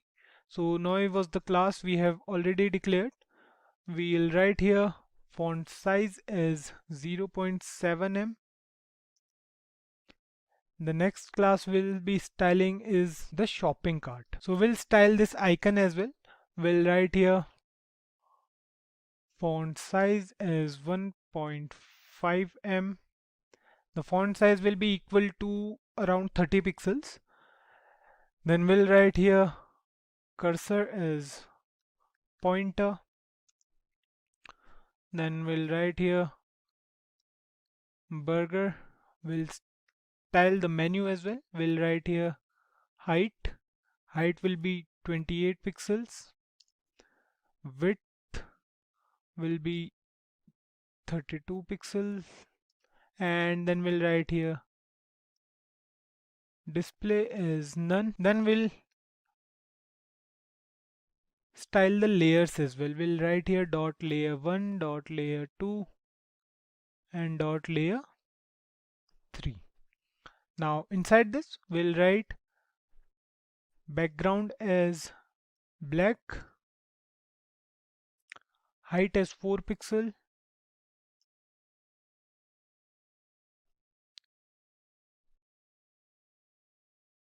margin top is 4 pixel, width as 100%, and we'll write here border radius as 10 pixels. Fine. You have seen that hamburger menu, you have seen that icon, we were styling that till now.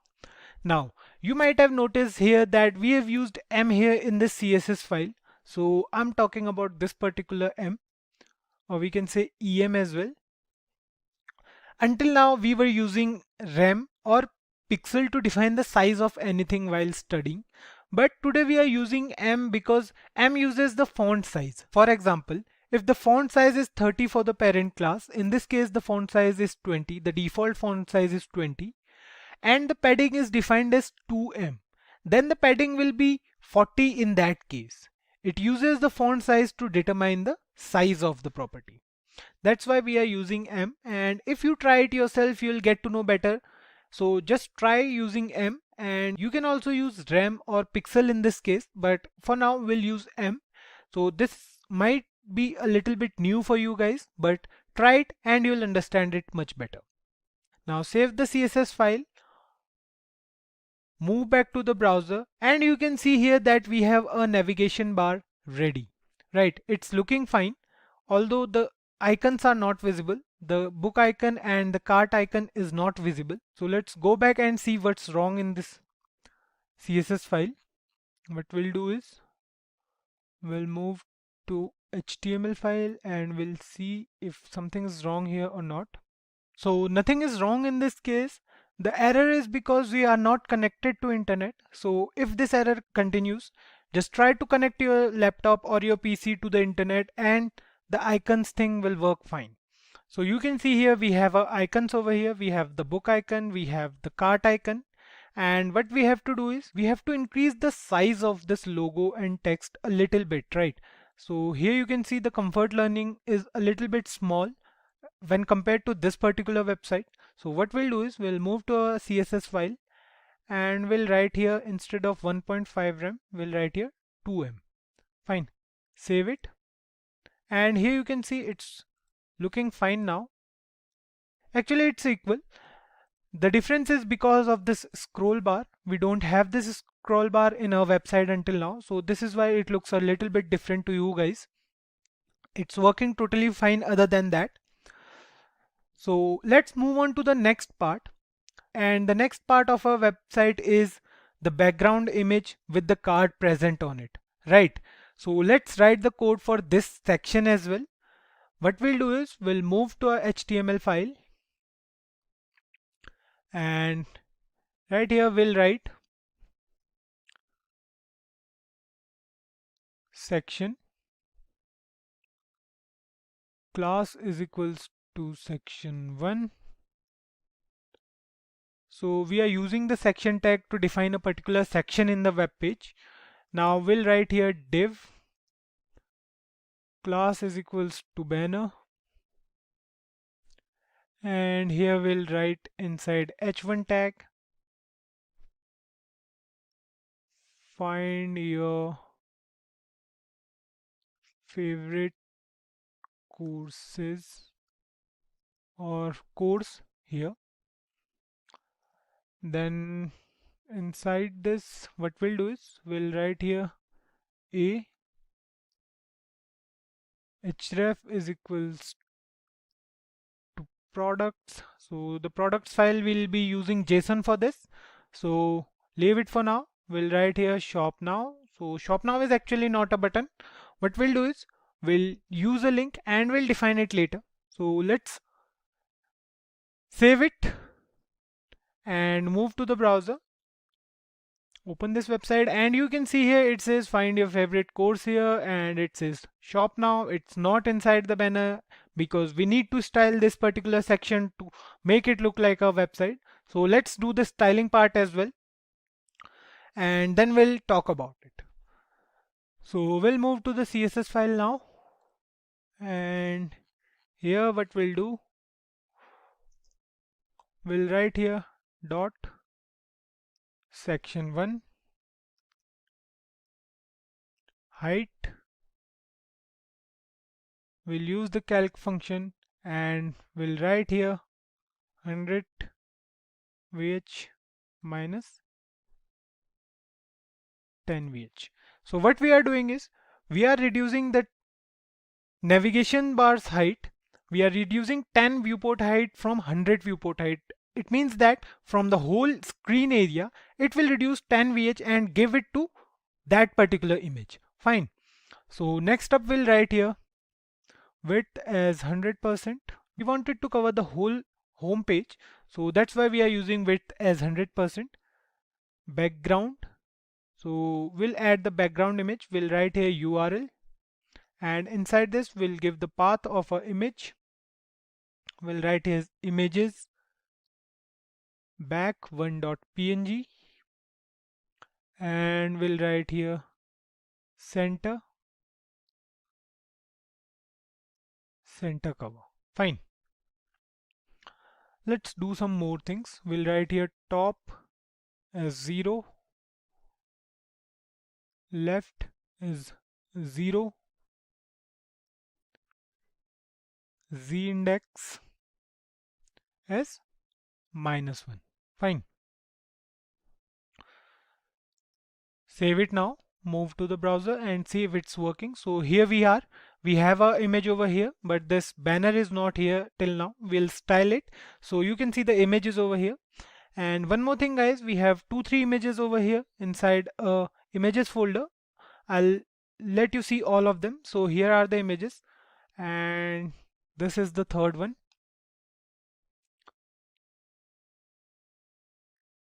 Okay, so this is the third one.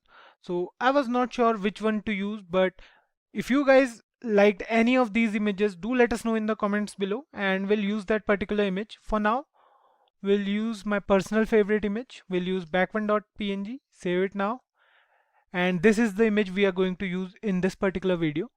So let me know if you have any other preference or if you know any other image.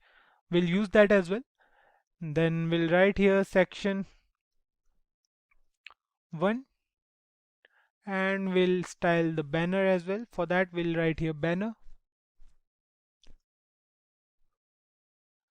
height is going to be 170 pixels, width is going to be 600 pixels, background is going to be a little bit grayish. So we'll write here RGBA 255, 255, 255, 0.7. So this is the particular RGBA value. And next up we'll write here position as relative, top as 50%, left as 50% of the image. We want the banner to be present at the center of the image, right? So next up we'll write here transform translate and inside it we'll write -50% to -50%. Next up we'll write here display as flex, justify content as space around, and flex direction as column, text align as center, and then we have align items as center. Font family is going to be sans serif again, and we'll define the z index as well. So the z index is going to be 8 in this case. Fine. Next up we'll inside the h1 tag inside the banner. So we'll write here banner h1 and inside this we'll define the font size as 2M. Now we need to define the link for shop now. So for that we'll write here display is flex, justify content is center, padding is going to be 1 em, space 2.5 em. Next up we'll write here font size as 0.8 em. So this is the font size for the shop now button, which looks like a button but it is actually a link. So what we'll do is we'll define the color of this button is white, and here the background color is going to be hash F90D51. Let's use this color and we'll write here transition all at 0.3 second. Now save it once, move to the browser, and you can see it looks fine though. The only thing that is different here in this website is the color of this link, right? Or is the color of the shop now button. So we can change the color here. The color is sky blue. So let's try to do it. So here you can see the color seems a little bit different now. I don't know the actual value of this color. That's why I'm not sure about it. So what we'll do is we'll make it a little more bright. What's that? Save it now. And you can see it looks same now. So this was the color, we found that. Now we have to change the color of this button on hovering over it. So what we'll do is we'll write here dot banner a hover. So the background we are going to change. We'll write here hash D476E1. Okay, 1E. The color codes are pretty hard to remember, so we are not using this particular color, so we'll change it to a little bit blue. Save it now, move to the browser, and you can see it looks nice, right? In the actual website it's a little bit dull, but in our website it looks nice, right? It's a little bit dark than the original color. So that's fine, you can change the color according to you. So you have seen that this part is also done. It looks nice, right? Till now the task we did was quite easy. The next thing we have to do is to add products to our website, which are the courses. We'll add those images to our website using JSON only. So let's do the HTML part first. Let's finish up the HTML part and then we'll move on to the JSON part. So we'll move to the HTML file again, and inside this, now what we'll do is we'll define the section for products. So we'll write here section class is equals to section 2 and ID is equals to products. Fine, we'll use both the class and the ID attribute for this particular section. We'll write here div class is equals to title, and here what we'll do is we'll write here h1, and inside this we'll write courses we offer.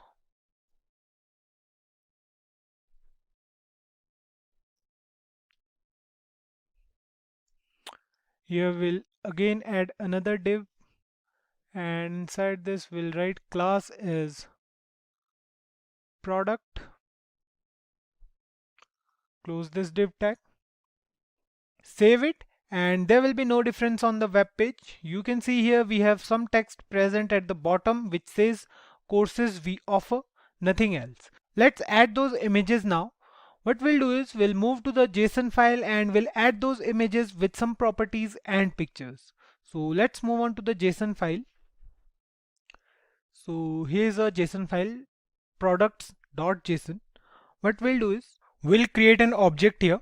So we'll write here items and then we'll use square brackets. Now, one thing to notice while working on any JSON file is that JSON doesn't let us use single inverted commas, or we have to use double inverted commas for JSON file. So if we write here items like this, it won't work. See, it says this is an error. So in JSON file, we have to use double inverted comma or double quotes, not single quotes. So now inside the items, what we'll do is we'll create the object for first image. So we'll write here sys and then we'll write here ID. So ID will be 1. We have to use commas to separate the properties. So now we'll write here fields colon, and inside this we have to use title. So the title for first course will be Python programming master course. Fine. Now next thing we'll do is we'll write here the price. The price will be, let's say, $123.99, and then we'll write here image. So inside this we'll define several properties for the particular image. We'll write fields and we'll use colon, then again we'll use curly braces. We'll write here file colon, then again we'll use curly braces. We'll write here URL. So you can see it just says there's an error, so we have to remove this curly braces from here and we have to put it here. Now inside URL, what we'll do is we'll give the name of our file. So our file is stored in images folder and the file name is, and the picture name is python.png. Fine. So it is working fine. Now what we have to do is we have to put a comma here to again insert one more image property. So we'll copy it from here, we'll paste it for 8 times. Then what we are going to do here now is we are going to change the ID, the title of the course. So the second course is C++ master course, and the price for this is, let's say, $110.99. We have to change the path as well. This image is stored as c++.png. For the third one, we'll write here ID as 3. The title is going to be web development for beginners.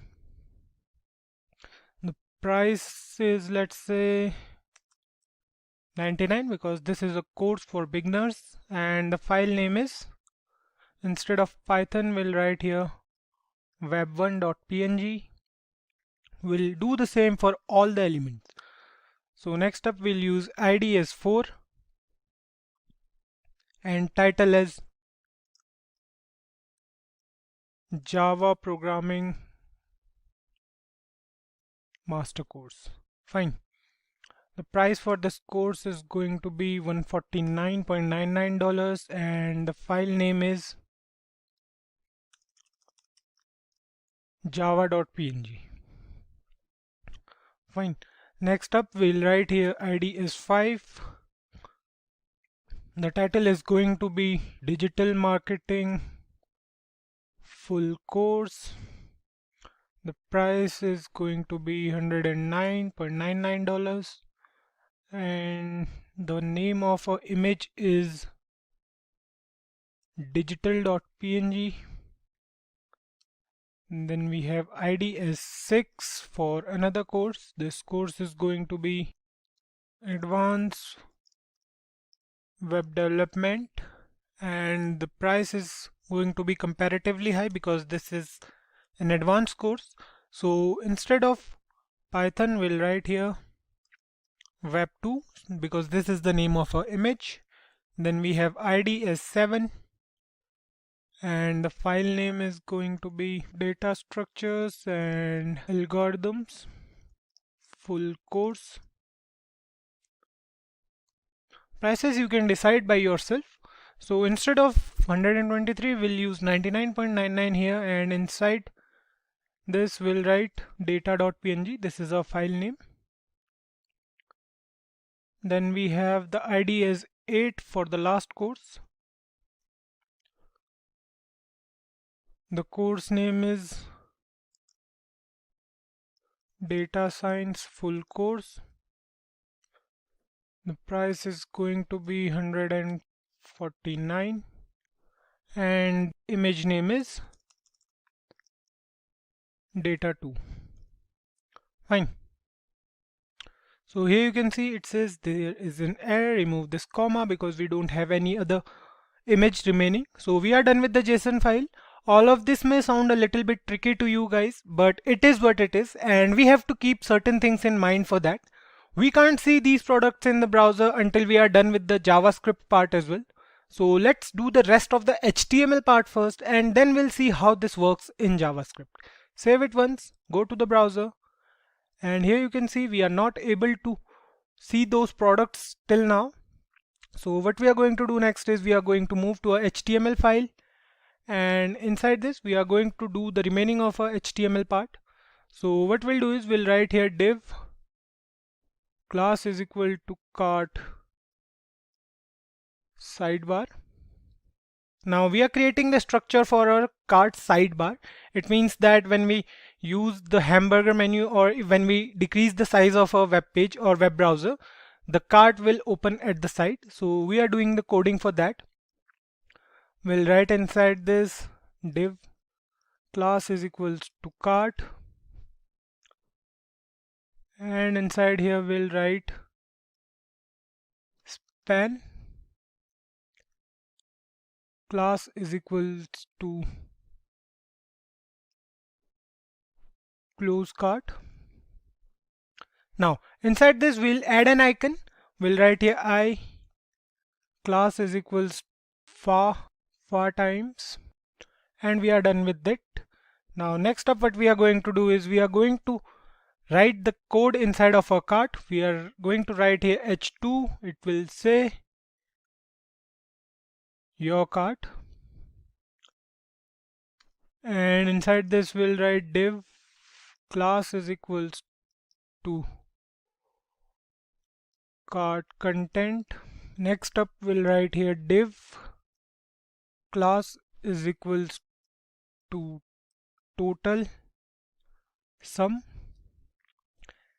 and we are going to use dollars, right? So we'll write here h1, we'll write here your total, and we'll use the dollar sign here. After this we'll write span class is equals to total amount. Let's say we are going to change the class name, it will be total amount. We'll close this here, and inside this we'll write 0 because at the start there will be no element or no product present in the cart, so the total price will be 0 at the initial point. So that's why we have written 0 here. Now we are going to write here div class is equals to clear cart, and inside this we are going to create a button. So the button class will be btn clear cart btn. So this is going to be our class, and here what we'll do is we'll write here clear cart. Fine. We are going to do the same for proceed button as well. So we'll write here div class is equals to clear cart. We are going to use the same class for both the buttons because I'll let you know why we are doing this at the end of this project. Now we'll write here button class is equals to button clear cart button. Fine. We'll write here proceed. We are done with the cart function. Now what we are going to do is we are going to write some code for the menu bar, side menu bar. So we'll write here div class is equals to, let's say, menu sidebar. Inside this we'll write div class is equals to close menu.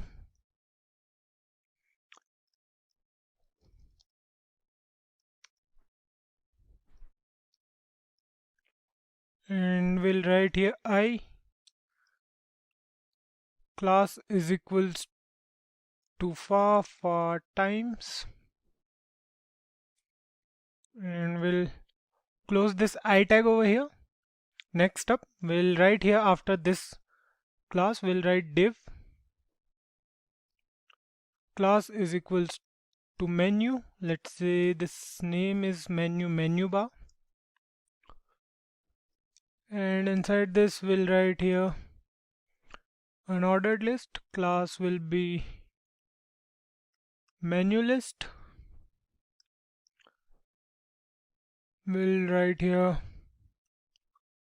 li class is equals to menu list items, and we'll write here a href is equals to hash. We'll write here home, and we are good to go. Fine. We'll do the same for categories, pricings, and about us. So we'll copy this statement, we'll paste it for 4 times. Here we'll write instead of home categories, pricings, and about us. Fine. So we are done with the whole HTML part now, and we are left with CSS and JavaScript only. Let's do that as well. Let's move on to the CSS part first and do the rest of the styling except for the products. We'll do it for products at the last. So let's move on to the CSS file first, and what we'll do is, so that it will not create any confusion, we'll write here menu bar, because we have to write the code here between this banner style property and this menu bar for the products section. So that's why we'll start writing the code from here, and later we'll add a code here in between. So we'll write here dot menu sidebar, display will be none, and then we'll write here dot cart sidebar, background is going to be hash ec, so a little bit grayish white we can say. We'll write here position as fixed, right as 0, and top as 0. So these are the properties we are defining in our CSS part. Then we'll write here width as 450 pixels and height as 100 viewport height. Fine. We'll define the z index as well. We'll write here z index as 10, transition is all at 0.3 seconds, and the transition will be linear. Fine. Next up we'll write here transform, and inside transform we'll write here translate x. Fine. So inside here we'll write 100%. It will go along with the x-axis, that's why we have written it over here. We'll write here overflow scroll. We are done with it. Next up we'll write here dot cart sidebar, and we'll write here dot cart as well. So we'll define padding here. We'll write here padding as 0 in both the cases.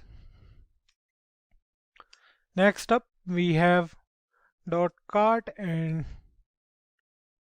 close cart, right? So we'll write here for both of them, we'll write here dot cart space close cart. The font size is going to be 1.3 em. Padding is going to be 1 em. And cursor is going to be pointer. Fine. We'll write here dot far times. Inside this we'll write margin top as 0.5 em. And we'll write here cart h2 is text. Text align will be center for the heading of a cart, which is your cart. So we'll write here width as 100%. Margin bottom is going to be 1 em. And what else we have to do? We have to include the font size as well. So we'll write here font size is 1.1 em, slightly bigger than the default font size. Then we'll write here font family. Let's use only one. Fine. Let's use Verdana only. So we'll write here Verdana, and next up we'll write here dot cart product space dot product dash image space img. Now we are going to write here something. Now we are going to write the code for all the images present inside the cart. So that's why we are writing here width as 130 pixels. Of that particular image, the width is going to be 130 pixels and the height is going to be 90 pixels, let's say. Fine. We are done with this as well. Next up we'll write here dot cart product content. Fine. Now we'll write here display as flex. Flex direction is column. And we have justify content as space around. And align items at the center. We'll write here margin left as 1 em and height as 80 pixels. Fine. We are done with this as well. We'll write here dot plus dash minus. This is for increasing or decreasing the product number in our carts. Those arrows you must have remembered, which we have seen in the website. Let me show you again. So these are the arrows I'm talking about. Let me add a product. Now go to cart, and these are the arrows I'm talking about right now. So we are going to style those arrows as well. So we'll write here display as flex and transform. We are going to rotate them, so we are going to write here rotate at 90 degree. That will look cool. So we'll write here color is again hash F09D51. So this is the color code for a particular color. We'll write here font size is 1.5 em and we'll write here cursor as pointer. Next up we are going to do the styling for total sum. So we'll write here total sum, text align at the center, and margin is going to be 1em, 0, 0.5em, and 0 again. So it's for top, bottom, left and right, everyone. So we'll write here next clear cart, text align at the center, and we'll write here clear cart button. Now for the clear cart button, we'll write here background. So background color is going to be again that same one, orange we can say, or little bit of orange as well. I don't know the exact name for that color, but it doesn't matter, right? We can do anything. We can use any color. So the font color is going to be white.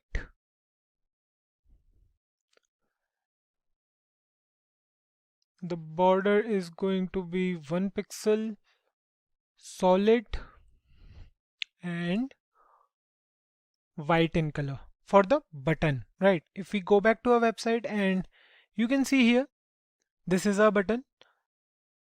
So we are styling this particular button now.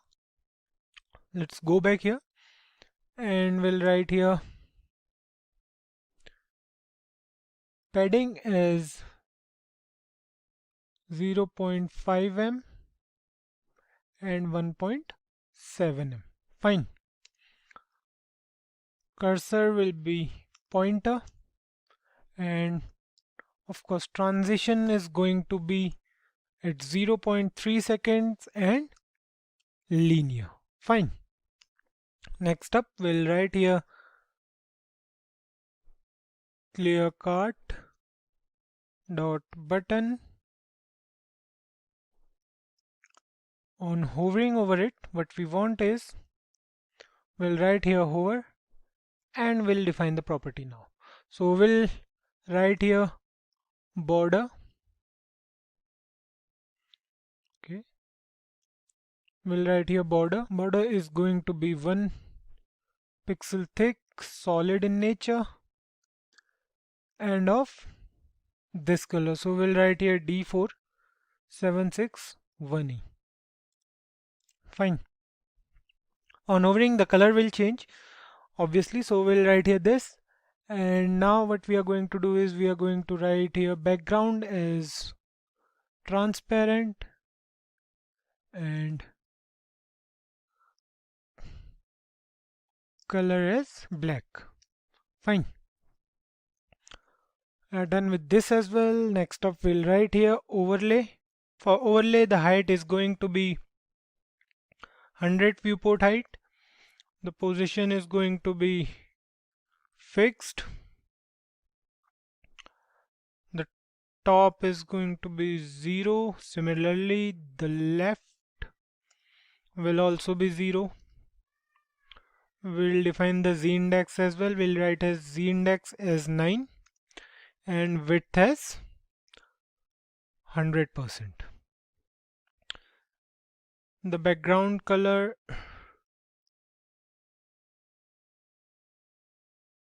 is going to be hash F3851F.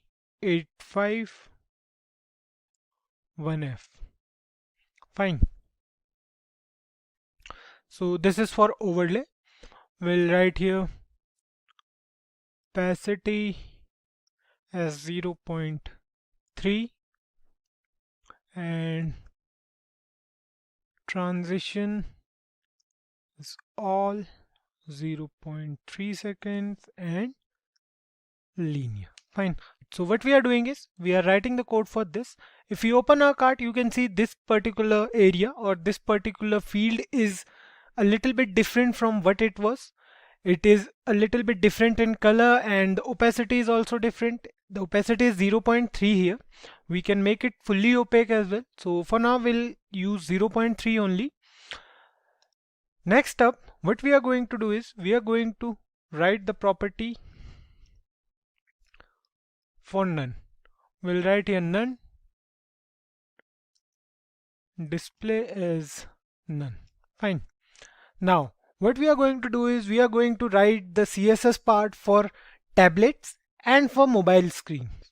So if you remember that if we reduce the size of this Chrome browser, the size of our website also reduces and it becomes like this. So to achieve this, we have to write particular CSS code for tablet and for phone. We have to define the max width and we have to do some more things in there. So what we'll do is we'll write here @media screen and max width is going to be 768 pixels. Fine. Now inside this we'll write .logo. We'll change the logo as well. We'll write here padding left as 0, and after this we are going to write here .cart, padding right as 2em. After cart we'll write here .menu bar. So we are going to change all the properties here, almost all the properties which we'll require. So we'll write here display as none. The menu bar will disappear. We'll write here .burger, and inside this we'll write margin left. The burger sign will come into existence now. We'll write here 2em for the margin left. For display we'll write here block. Next up we have to do something for section 1 and for product section as well. So we'll write here section 1 and we'll write here banner h1. So we'll write here font size is 1.5em and we'll write here banner a. We are going to change the size of our shop now button. So we'll write here font size is 0.6em and padding is 1em and 2em. Fine. We are done with this as well. Next up we'll write here section 2 title and we'll write here h1. Inside this we'll write font size is 1.5em. So we haven't defined the section 2 and title styling part yet. We'll define it later, but we'll write the code for that as well. Now next up we'll write here menu sidebar. Display is going to be block. Position is going to be fixed. Left is going to be 0. Top is going to be 0. So we'll write here left is going to be 0 and top will also be 0. Then we have width as 100%. Height is 100 viewport height and z index is 11. Background is going to be gray again, so we'll write here EC. Then we'll write here overflow is hidden and transform is translate. So we'll write here -100% and transition is again same. We'll write here 0.3s and linear. Fine. Next up, we'll write here menu as menu bar, and inside here we'll write display is flex, height is 80%, justify content at the center, and we are done. So next up we'll write here menu list. We'll change the style of menu list as well. So we'll write here height is going to be 100%. Then we'll write here display as flex. We are rewriting the code again and again, but each time we are doing it for different class, we are doing it for different element. So keep these things in mind. And we'll write here flex direction as column, align items at the center, and justify content. Justify content as space around. Now it's time to do it for menu sidebar, and for close menu. Both will use the same styling properties. We'll write here position as absolute. Right is going to be 30 pixels. Font size is going to be 1.4 em. And after this we'll write dot menu list items,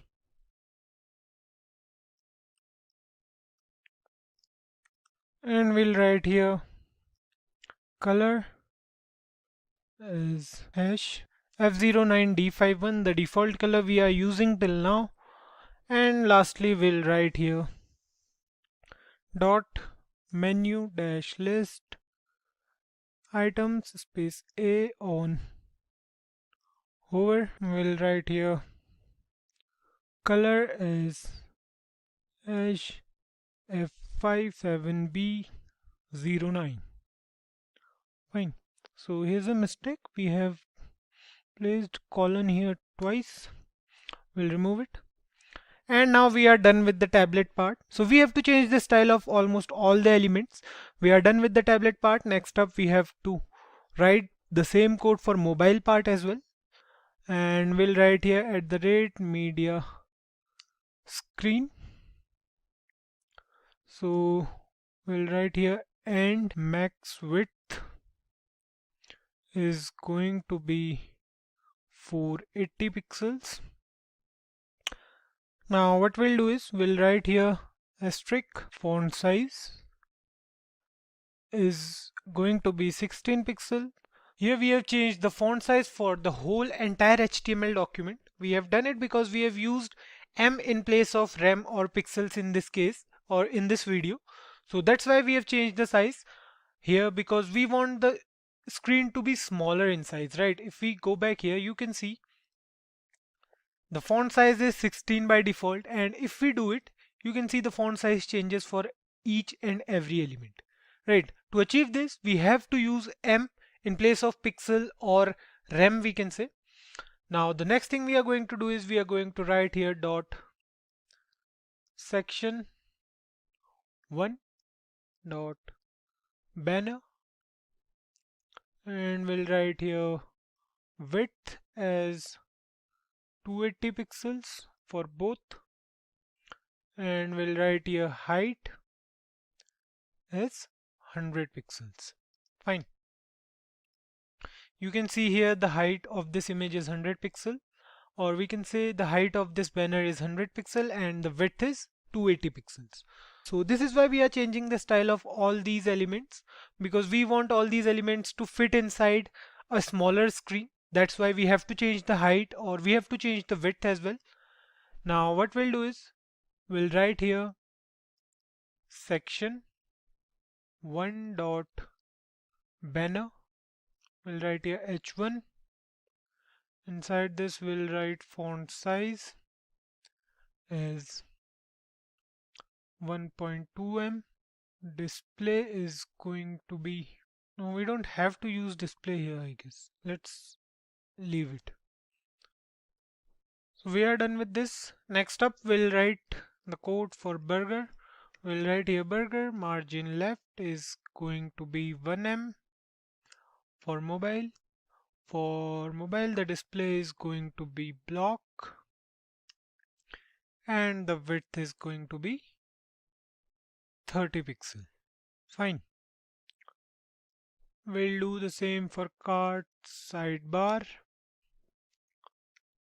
We'll write here width as 100% of the screen. The cart will take whole screen, and we'll write here at the last for product. So for product, we'll write here margin is 0, display is flex, justify content at the center, align items at the center, and flex direction is going to be column. So we have covered almost every HTML element in the CSS file. We are done with the styling for everything except products. We'll style them later. Let's move on to the JavaScript part now and see how we can fetch those products. So we cannot witness every style change right now, but we'll witness them while covering the JavaScript part. So let's move on to the JavaScript part first, and we'll start with the cart section and the hamburger menu thing. So save it, and if you want to witness the changes we made, you can go here and you can see the cart is not opening because we need to write the JavaScript part for that, and everything else remains the same. If we reduce the size of our browser, you can see we have a menu over here. We can increase the size, and we have our image adjusting itself accordingly. So we can use it, and it's quite responsive as well. Let's move on to the JavaScript part now. We'll open the JavaScript file, and first of all, we'll access all the HTML elements with the query selector method. So we have several HTML elements, right? Here you can see we have several elements present in our HTML file. We are going to access few of these elements. So what we are going to do is we are going to write here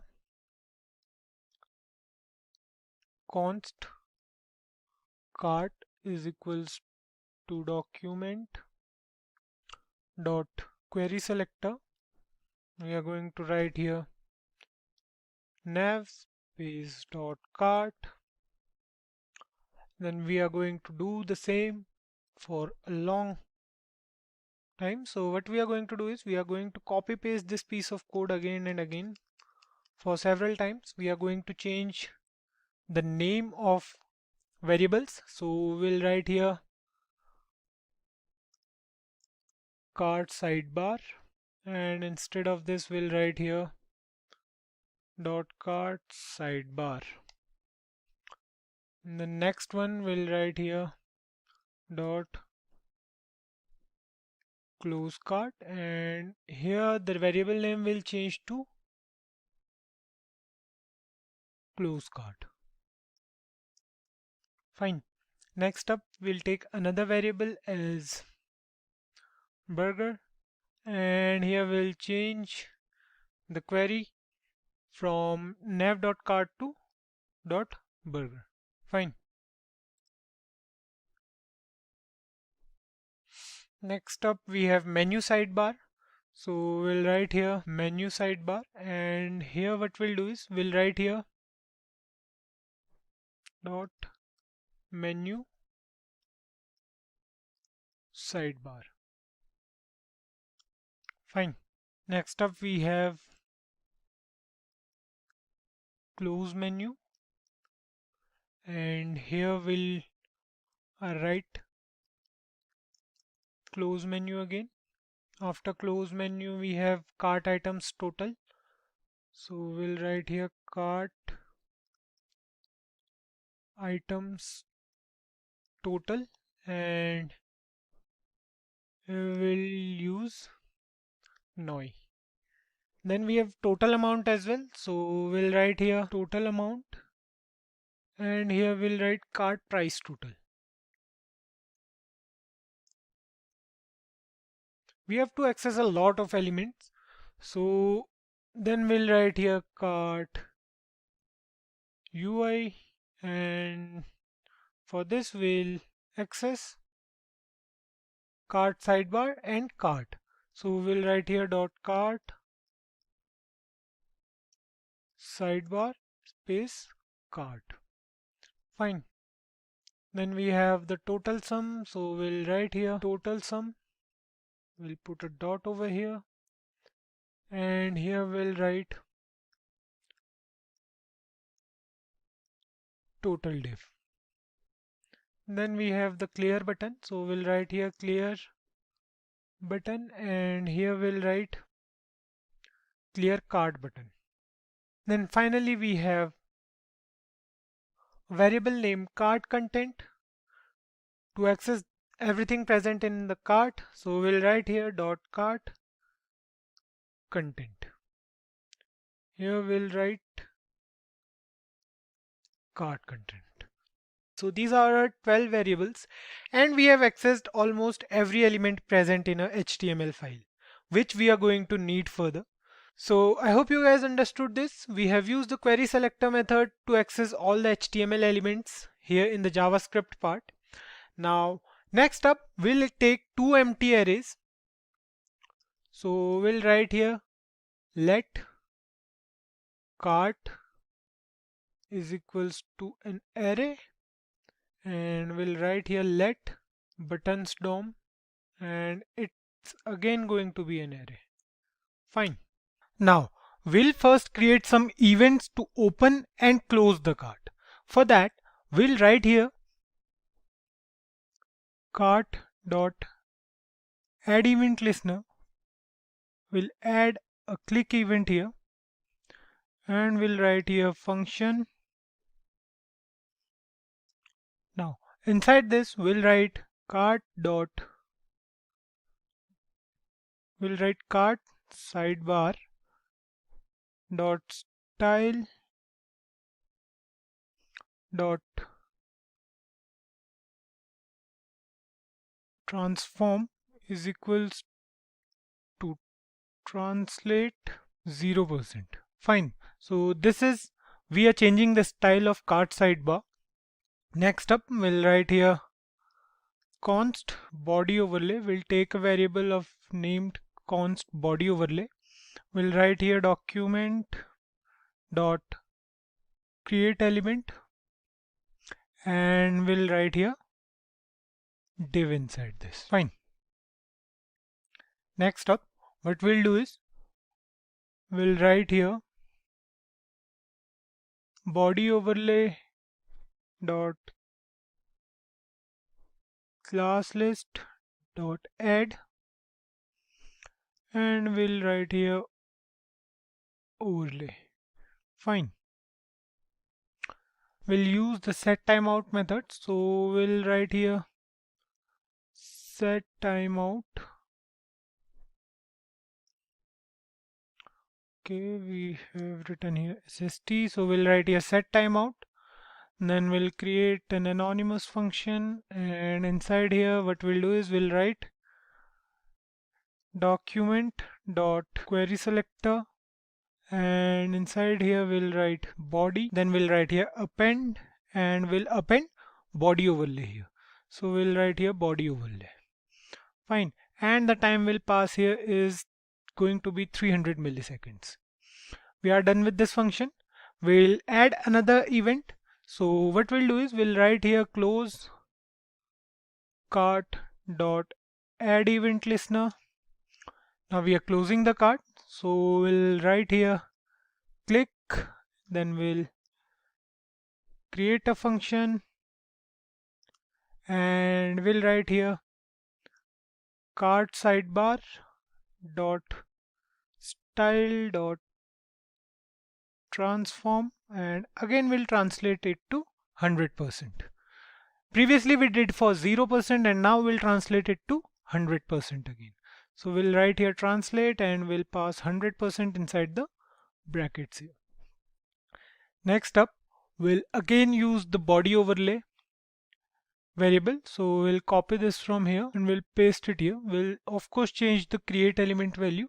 So instead of create element, we'll write here document dot query selector, and we'll write here dot overlay. Fine. Next up, we'll write here document dot query selector, and we'll write here body dot remove child. We'll remove body overlay from here. So we'll write here body overlay. Fine. We are good to go. Save it now and go to the browser. So here you can see on clicking the cart, our cart is working totally fine now. We are in this particular program. So we are in our website which we are creating right now. This is the original website. This is the final product. So leave it and we are going to work on our website only. So here you can see our cart is working totally fine. Now we can open or close our cart and we have two options over here. One is for clearing the entire cart and the other one is for proceeding further. Next up, we'll add some more events for the hamburger menu. Now how to open or close that menu and all. So for that, we'll move to a JavaScript file again and we'll write here burger dot add event listener, and we'll add a click event. We'll write here click, we'll write here function, and then we'll write here menu sidebar dot style dot transform, and what we are going to do is we are going to translate again, we are going to translate it to 0%. Now the same thing we have to do for this as well. We'll write here burger dot add event listener. Inside here we'll write click, and then we'll write a function which will again do the same task. It will translate to -100%. We'll write here menu sidebar dot style dot transform, and we are again going to translate it to -100% now. Fine. Save it and go to the browser. Now if we decrease the size of a web page or if we decrease the size of a browser, you can see, okay, let me decrease it first. So you can see the hamburger menu over here, and on clicking it's not working right now. So let's inspect those elements once, and there's no error, but let me check if there's any mistake. Okay, so we have to write here close menu, and now I guess it will work fine. We'll save it again and we'll move to the browser, reduce the size, click on this hamburger menu, and you can see it's working totally fine now. Right. So this part is also done. Now what we have to do next is we have to create a class to get those products from the JSON file. So keep your eyes open now, guys. We'll see how it actually works. So what we are going to do is we are going to create a class named product. So this is our class. We'll write here async. I hope you are already aware of async and await. So we'll write here get product, and this is a function. We'll write here const response is equals to await, and while awaiting it will fetch products.json. Fine. Then we'll create a variable. We'll write here const data is equals to await response.json. Fine. Next up we'll write products is equals to data dot items, and we'll write products is equals to products dot map function we are going to use. So we'll write here again item, then we'll use arrow function, we'll write the body of this function here, we'll write here const. Inside this we'll pass title and price of the product, and we'll write here item dot fields. Fine. Similarly, we'll do the same for ID as well. Inside curly braces we'll write ID, and we'll write here item dot sys. Then we'll write here const image. Now we are fetching the image, so we'll write here item dot fields dot image dot fields. We are actually giving the path, right? If you see here in the JSON file, you can see inside items we have sys fields, then inside fields we have title, price, image, and then inside image we have fields, file, and URL. So we'll access each of them. Now we'll write here after fields dot file dot URL, and lastly we'll write here return title, price, ID, and image. Fine. Finally we'll write here after this return products. Cool. Now what we are doing here is we are getting the details of all the products and storing them inside separate objects. So we have all the objects present over here. All those images were actually stored inside the local storage, and now we can fetch them from that particular storage. Now we'll create another class for the user interface of the product. So if you save it now and go to the browser, you will see no difference over here because it's not working as of now. If you go to inspect elements and console, you can see it says length mismatch. It's because of the live server, so there's no error over here. Now we'll create another class for the user interface of the products. We'll add those products to the cart and we can delete them from the cart. We'll do everything inside one single class. So let's do it. What we are going to do is we are going to write here class. Let's say the class name is UI, and we'll write here display products, and we'll write here products. Then we'll write here inside this let result be a variable, and we'll leave it empty over here. Next line we'll use the for each loop, so we'll write here products dot for each, and inside this we'll create an arrow function. So we'll write here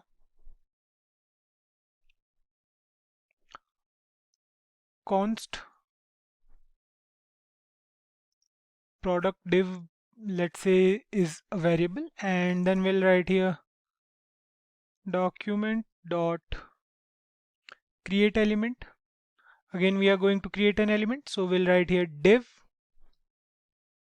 and after this what we are going to do is we are going to write here product div dot inner HTML is equals to, now the main part starts. So inside these we'll write div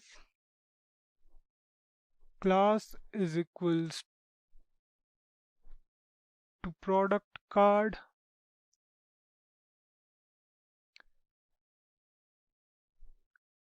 and then we'll write img, we'll add the image. So here we'll write img src is equals to dollar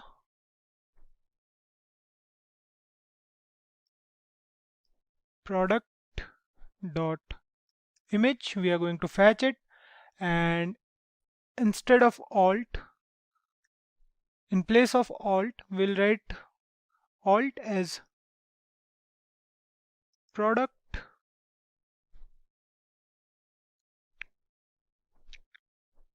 In the next line, we'll use the span tag again. We'll write here span class is equals to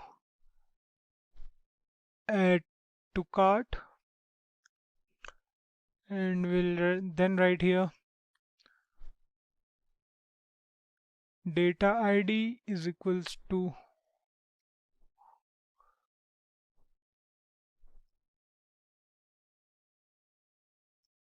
product dot id.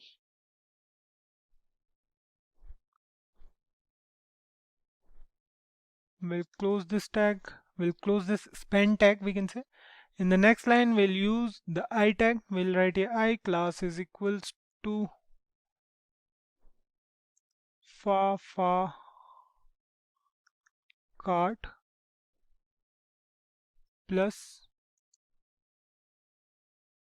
far1x. Now what we are doing is we are going to show the number of items present in our cart over the cart icon. That's why we are doing all this. So here what we'll do is we'll write style is equals to margin dash right.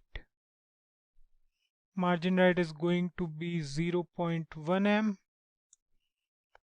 and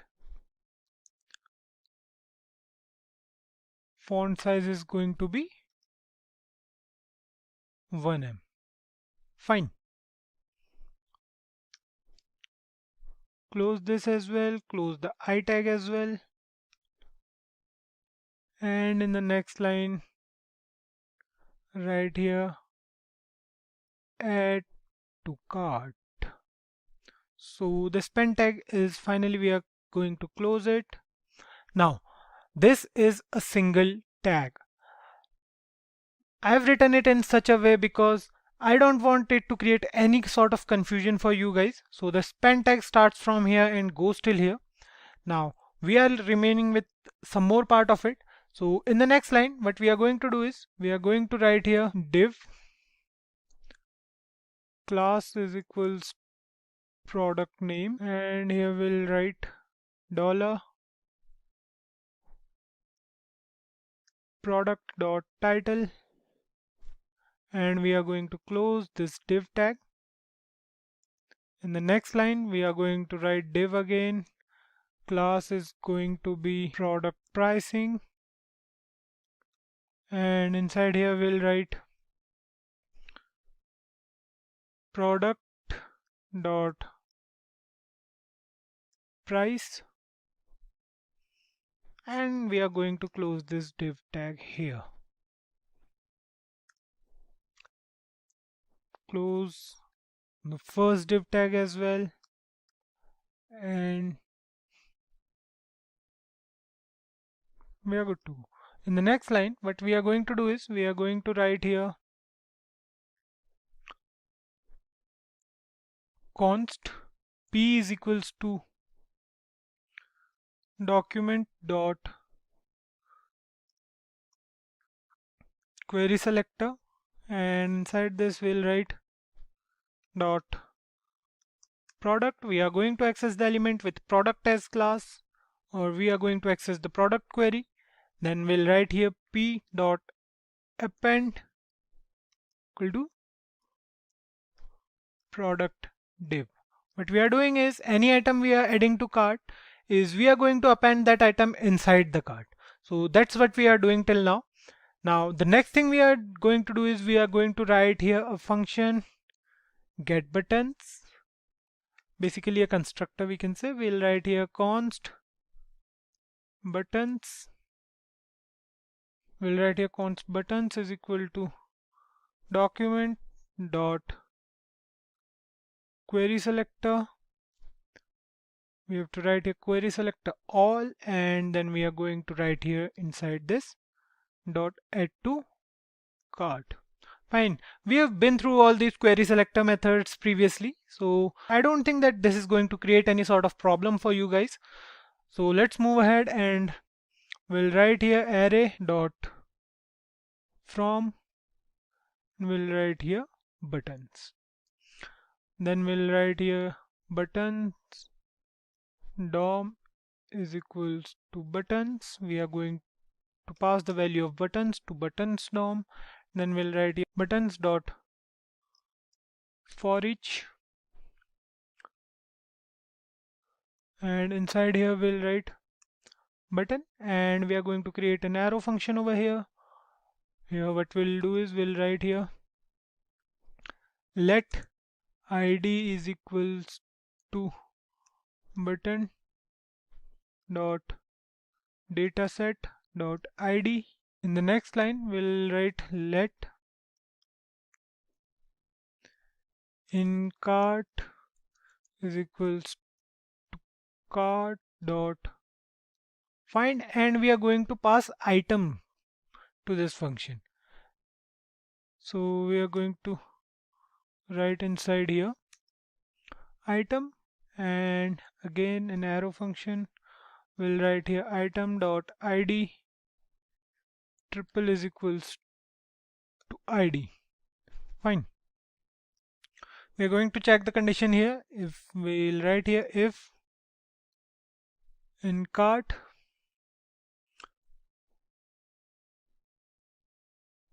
then we'll write here btn dot inner html is equals to in cart. So what we are doing is, if we have added the product to cart already, then the button will change, as we have seen earlier that on adding the product once to the cart, the button will change to in cart from add to cart. So this is what we are doing here. Next up we'll write here button dot disabled is equals to true. We are going to disable that button once the product is added to cart. Fine. Next up we'll write here button dot add event listener, and we are going to create an event. We'll write here click, and we'll write e here, then we'll use the arrow function, and we'll write it here e dot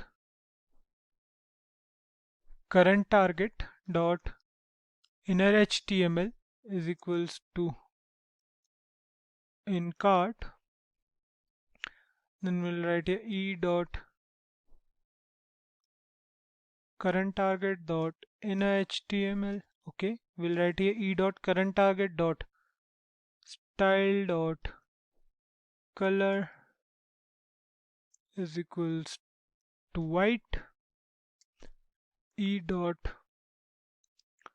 current target dot style dot pointer events equals to none, and we are done with it. Next up we are going to store the products in the cart. So for that, what we are going to do is we are going to write here let cart item is equals to, so we are going to use a little bit of JSON now.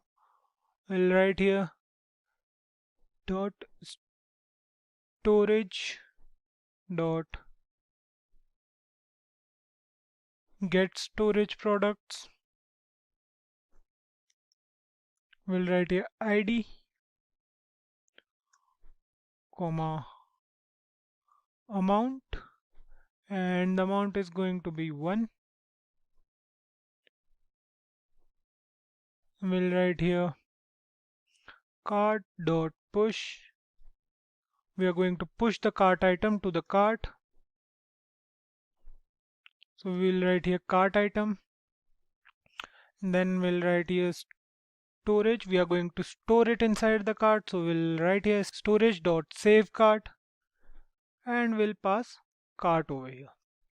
Fine. Now we have to calculate the total, and we have to set the total items as well. So for that we'll write here this dot set cart values, we'll write here cart, and to display those cart item we have to write here this dot add cart item, and we have to add that cart item. So we'll write here this dot add cart items item,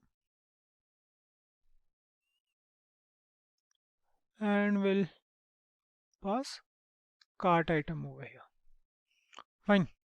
We are done with the working of cart as well. Next up, what we are going to do is we are going to change the total value of cart. We are going to change the value of cart on increasing or decreasing the cart products. So first of all, we have to write here set cart values, and we have to pass cart over here. We have to write here, let's say we have a variable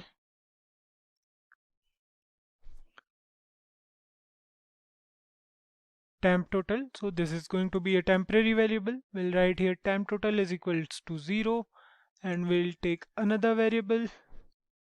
For that we'll write here item total. So item total is also going to be 0. Now we'll map this cart. So for that we'll write here cart.map. We'll write here item. We'll use arrow function. So for that we'll write here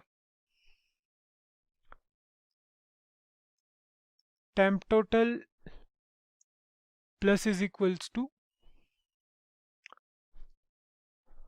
item dot price into item dot amount. So this is how we are going to get the total amount, and then we'll write here item. Basically we are swapping all of that. So we'll write here item total is equal to item dot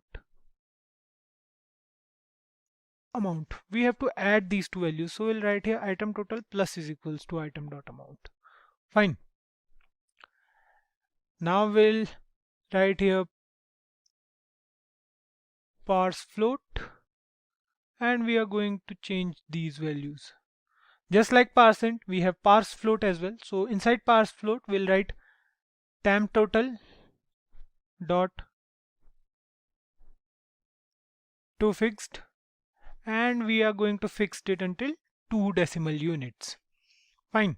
Next up we'll write here cart items total dot inner HTML is equals to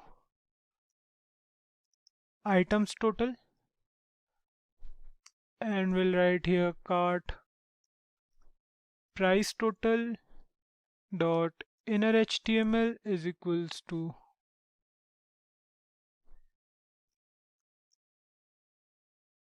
parse float. We'll write here temp total dot to fixed, and we'll fix it up to 2 decimal units. Fine. Next up we'll write here add cart item. Now we'll write here cart item, and inside this we'll write let cart item UI is equals to document dot create element. We'll write here div. We'll write here cart item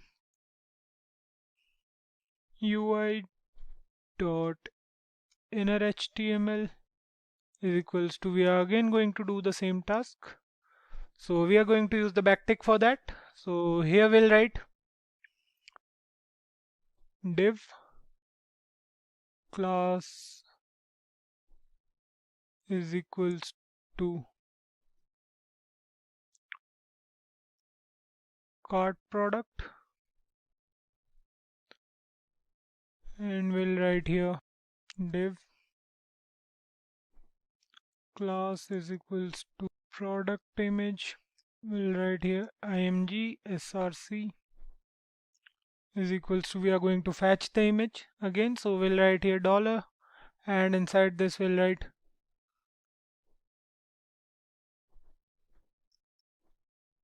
cart item dot image, and alt will be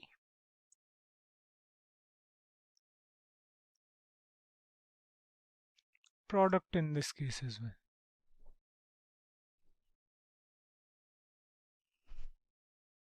Next up, we are going to close this div tag, and we are going to start another div tag here. So we'll write here div class is equals to cart product item, sorry, cart product content we can say, and then we'll write here in the next line div class is equals to cart product name,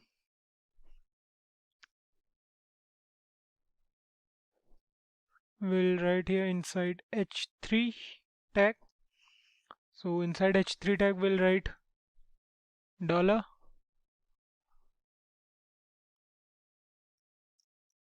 cart item dot title, and we are going to close this h1 tag over here, h3 tag, sorry, h3 tag over here. Then we'll close this div tag as well. We are again going to create another div tag. This time we are going to write the class as cart product price. We are going to fetch the price now. We'll write here again h3. So our price is in dollars, so we'll use dollars for now. We can use rupees here as well, so we can write here cart item dot price. The price is going to be in dollars. Then we'll close this tag, and we are also going to close the div tag here. Fine. In the next line we are going to create the product remove cart. So we are going to create a div tag for that, and the class is going to be cart product remove. Data ID is going to be cart ID. So we'll write here cart item dot ID, and then we'll write here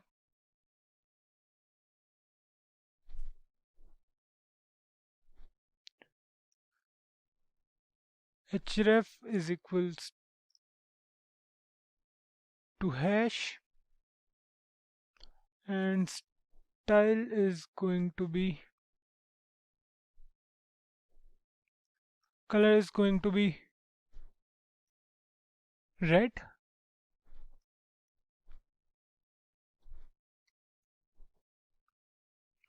and then we'll write here remove. I'm going to close the anchor tag and then the div tag. Fine. So we are done with this till now.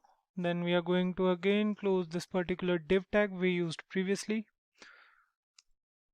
Now what we are going to do is we are going to change the number of products. So we are going to use here class is equals to plus minus,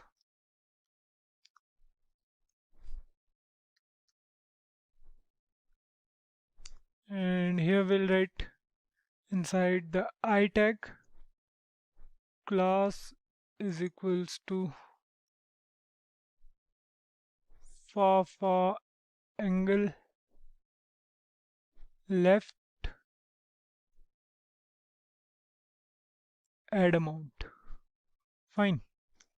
This is going to be the class, and the data ID is going to be cart item ID. So we are going to write here data ID is equals to dollar, and inside this we'll write cart item id dot id, and then we are going to close this tag, and we are going to close the I tag here. Fine. Next up, we are going to use the span tag again. We are going to write here span class is equals to number of items, and we'll close this tag here. We'll write dollar cart item dot amount. We are going to close the span tag here, so we'll write here slash span.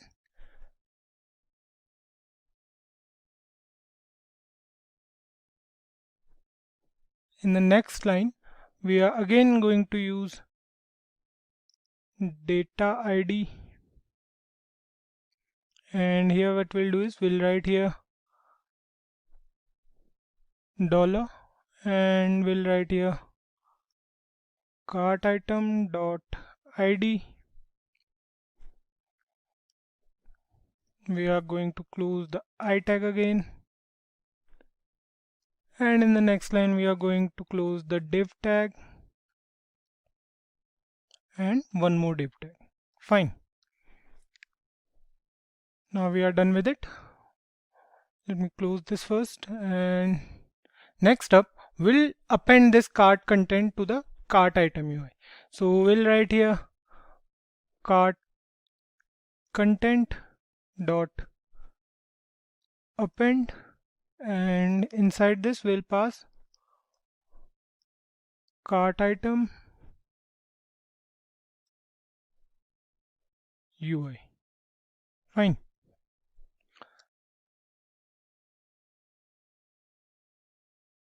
So here you can see we are going to close this. So this is the closed one, and inside here we'll write setup app, again a constructor. We are going to write here cart is equals to storage dot get cart. We'll write this dot set cart values cart here, and then we'll write cart dot map. Inside this we'll write item,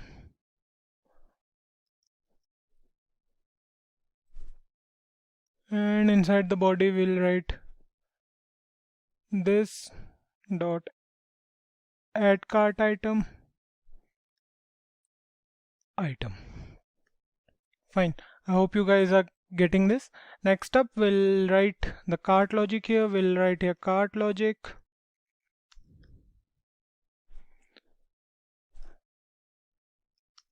and we'll write here clear button dot add event listener. We are going to create an event again. We'll write here click comma a function. Inside this we'll write this dot clear cart. We are going to call this function over here. Now we have to write the logic for remove button, so we'll do it here. We'll write here cart content dot add event listener,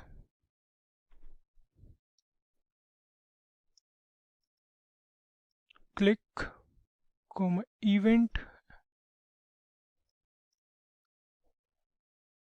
and we'll write here inside this if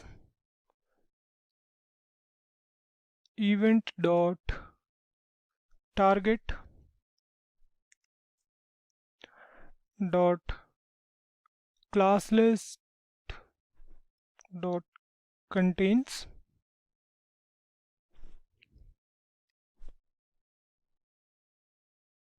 cart product remove. Then we'll again create a variable. Let's say the variable is let.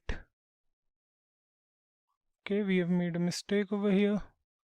We have to close this bracket here, and then we have to write here let id is equals to event dot target dot dataset dot id. In the next line we'll write this dot remove item and we'll pass id here. Fine. In the next line we'll write here let div is equals to event dot target dot parent element, and we are going to use parent element for quite some time now, so we are going to write here dot parent element again for 4 times. So we'll write here parent element dot parent element. So we have written it 4 times here. In the next line we'll write here div dot remove child, and we'll write here event dot target dot, we'll copy it from here and we'll paste it here. Fine. Now in the next line we are going to close this bracket and we are going to start writing here else if event dot target dot class list dot contains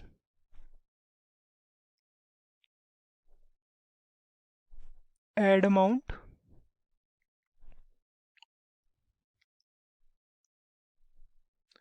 Then what we are going to do is we are going to use the id variable again. We are going to write here let id is equal to event dot target dot dataset dot id.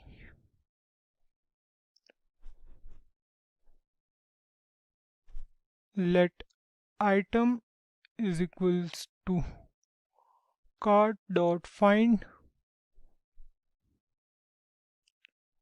We'll pass item here and we'll use the arrow function. So we'll write here item dot id equals to id. Fine. Then we'll write here item dot amount plus plus. So we are going to increase the amount of items. Then what we are going to do is we are going to write here storage dot save cart and we are going to pass cart here. We'll write here this dot set cart values cart.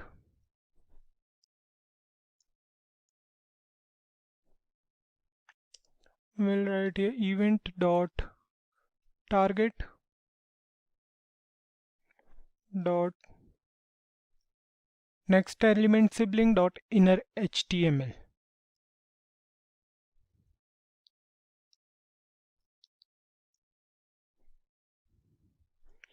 is equals to item dot amount. Fine. Now we are going to use another else if here. So we'll write here else if event dot target dot class list dot contains reduce amount.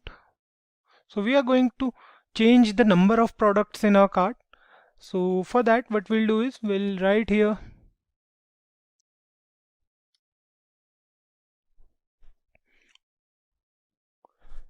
let id is equals to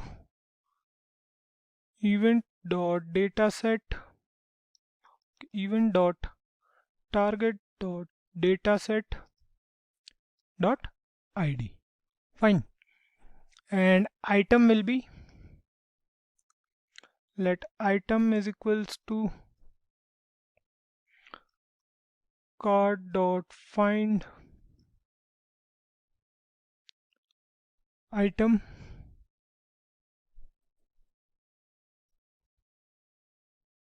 item dot id triple equals to id. If we are again going to use an if statement, so we'll write here item dot amount is greater than 1. If the number of items is greater than 1, then item dot amount minus minus, and store it inside the cart. So we are going to write here storage dot save cart, and we'll pass cart here. Then we'll write here this dot set cart values, and we'll again pass cart here. In the next line we'll write here event dot target dot previous element sibling dot inner HTML is equals to item dot amount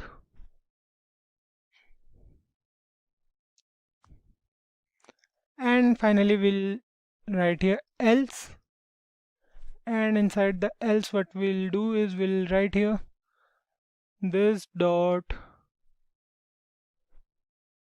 remove item, and we'll pass the id here. We'll write here let div is equals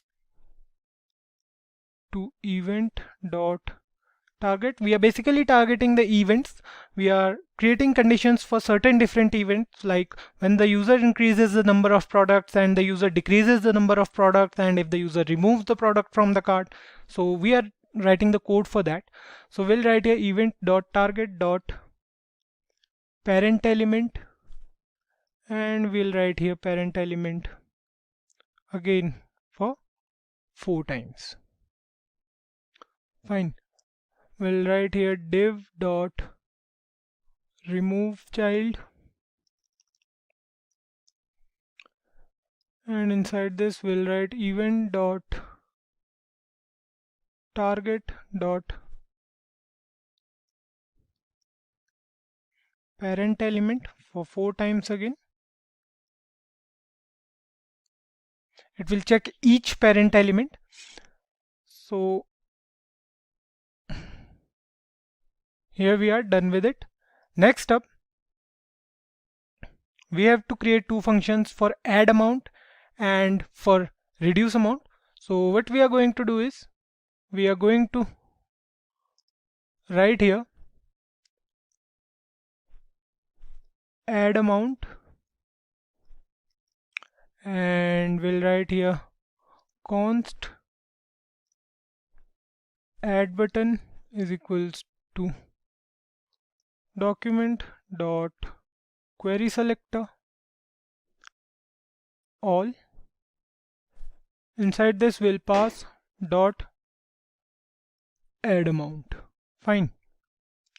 We'll write here add button dot for each,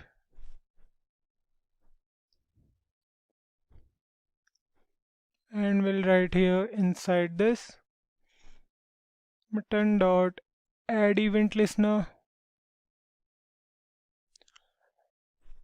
and we'll add an event over here. We'll write here click comma event, we'll pass event here, and then we'll write here like this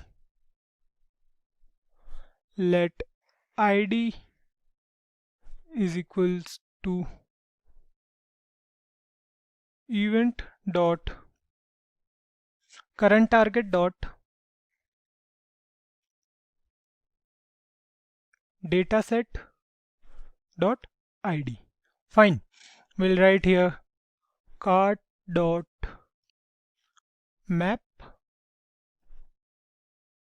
and we'll pass item over here. We'll write here again arrow function, and inside this what we are going to do is we are going to write here item dot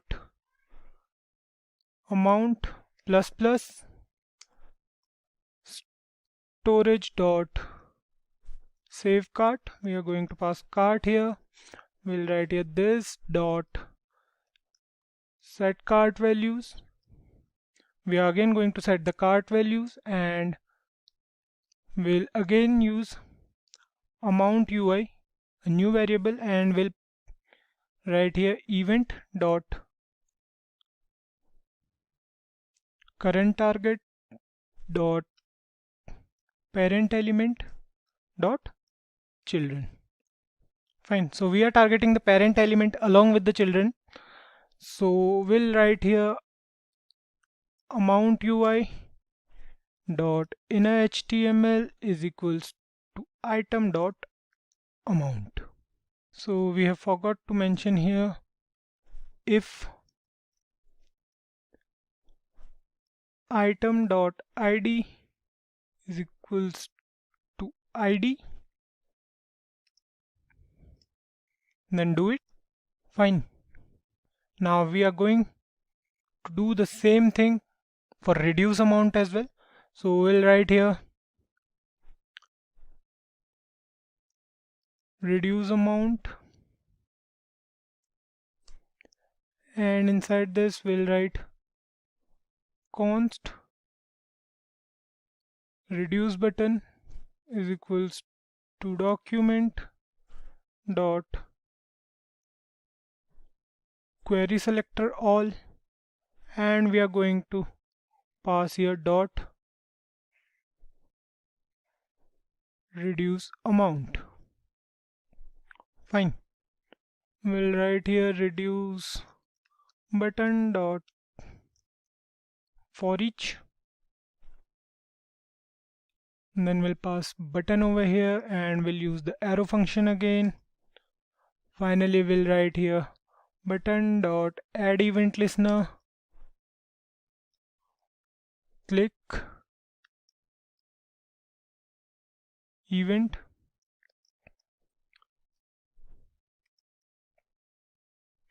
let id is equals to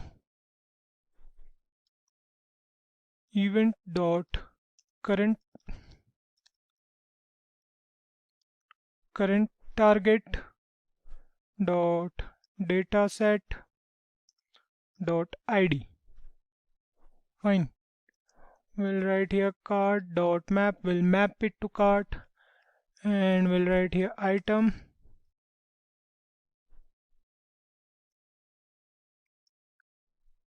then again we'll write here if item dot id triple equals to id, then we'll write here item amount minus minus, so we'll write here item dot amount minus minus, and if item dot amount is greater than 0, then what it will do, it will store it inside the local storage. So we'll write here storage dot save cart, and we'll write here cart, then we'll write this dot set cart values cart const amount UI is equals to event dot current target dot parent element dot children,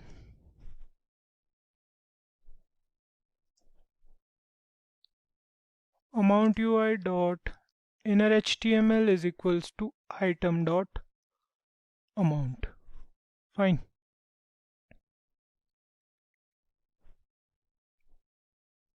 Again we'll write here else what will happen, we'll write here event dot current target dot parent element. So here instead of parent element we'll write remove child, and we'll write here event dot current target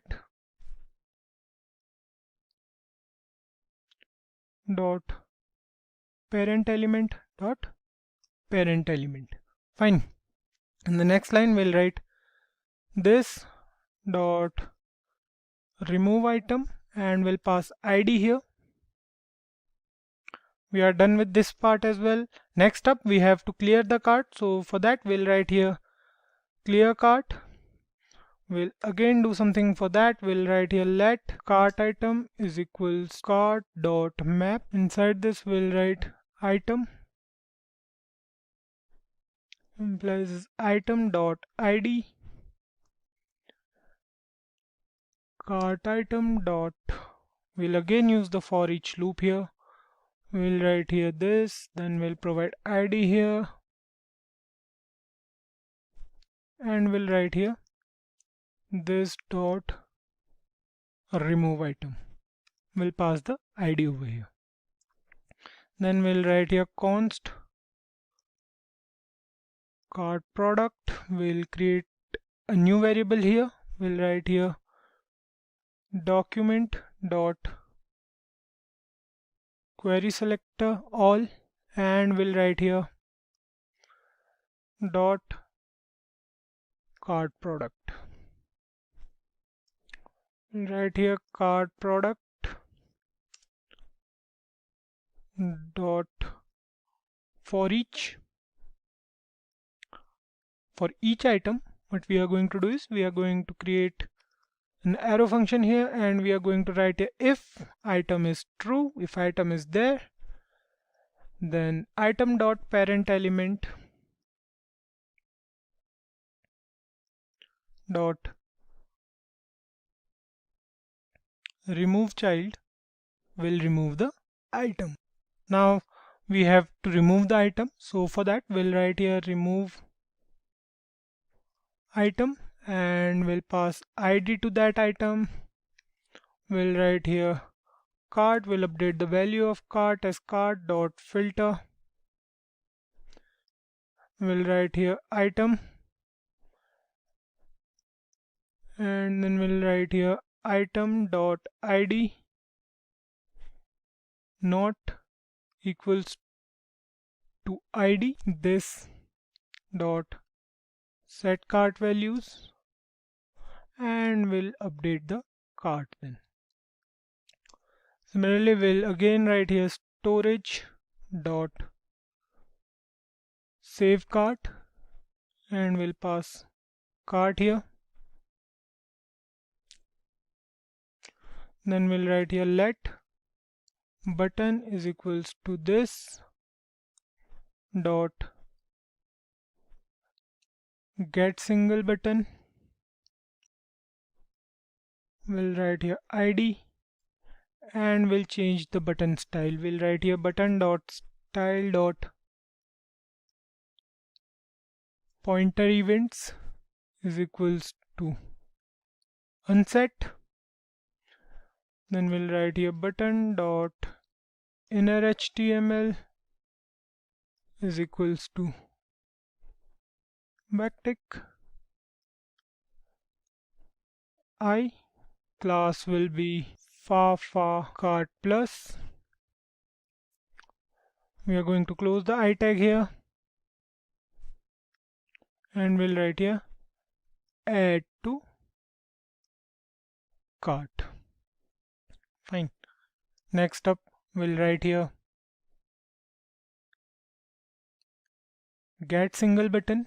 We'll pass ID over here, and we'll write the code for here. We'll write here let btn, then we'll write here buttons DOM dot for each button. What it will do is we'll check if button dot dataset dot id is equals to id, then btn equals to button. Fine. Here we'll return button.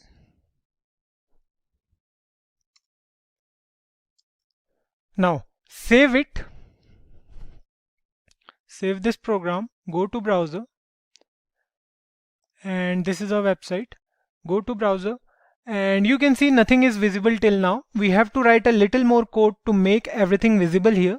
Now we have to store the data in local storage so that on refreshing the web page, we don't lose the data. So what we'll do is we'll go back to a JavaScript file and we'll write here class storage equals to static save products. We'll pass products here. Then we'll open curly braces and we'll write here local storage dot set item, and inside this we'll write products dot comma json dot stringify products. Fine, we are parsing the products from our JSON file now. Next up, we'll write here static get storage products. We'll pass the ID here and we'll write here let products is equals to JSON dot parse local storage dot get item, and we'll pass products here. Fine, in the next line we'll write return products dot find. We'll write here item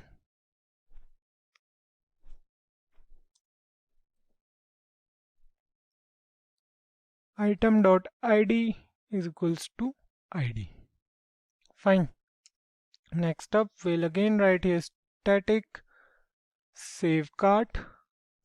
Now we are saving the products in our cart, so we'll write here local storage dot set item. Inside here we'll pass cart, and here we'll write JSON dot stringify, and we'll pass cart over here. Next up, we'll write here static get cart. We are getting the items from the cart. We'll write here return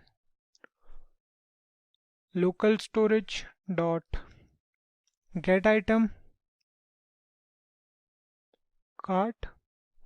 Here we'll write question mark. We'll parse the JSON file here. We'll write here JSON dot parse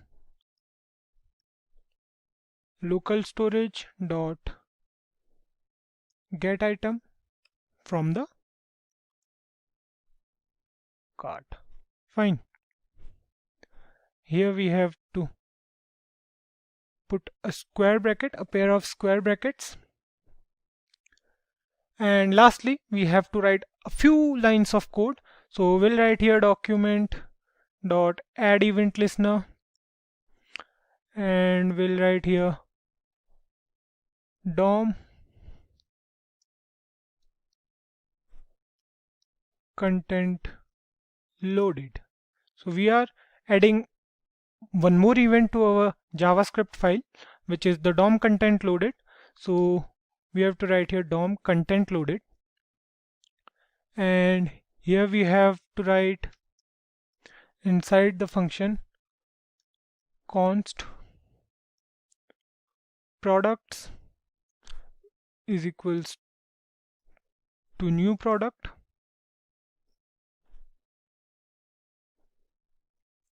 and we'll write here const UI is equals to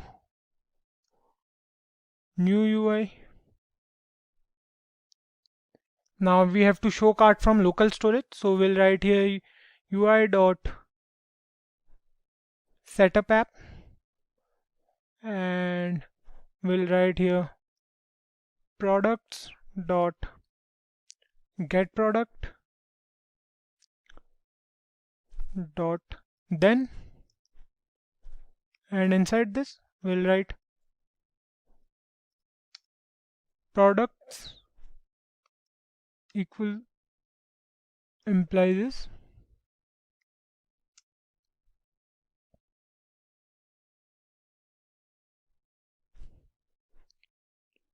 UI dot display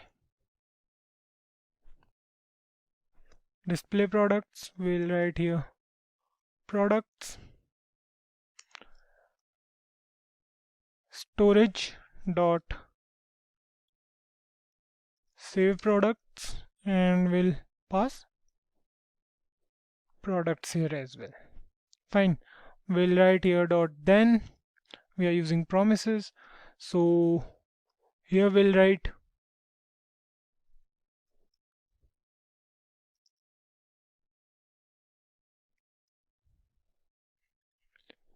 UI dot get buttons and UI dot cart logic. Fine. Now the JavaScript part is done. We have used JSON here to make our web page more responsive towards several aspects. Apart from that, we have used JSON for adding products to our website as well. Now we are left with one more task only. Let's do it, and then we'll see the final outcome of this extended code. So we'll move to the CSS file and we'll start starting the products part. Let's try if it's working or not. Let's save this piece of code and go to browser, click on shop now, and it's not working, we can see.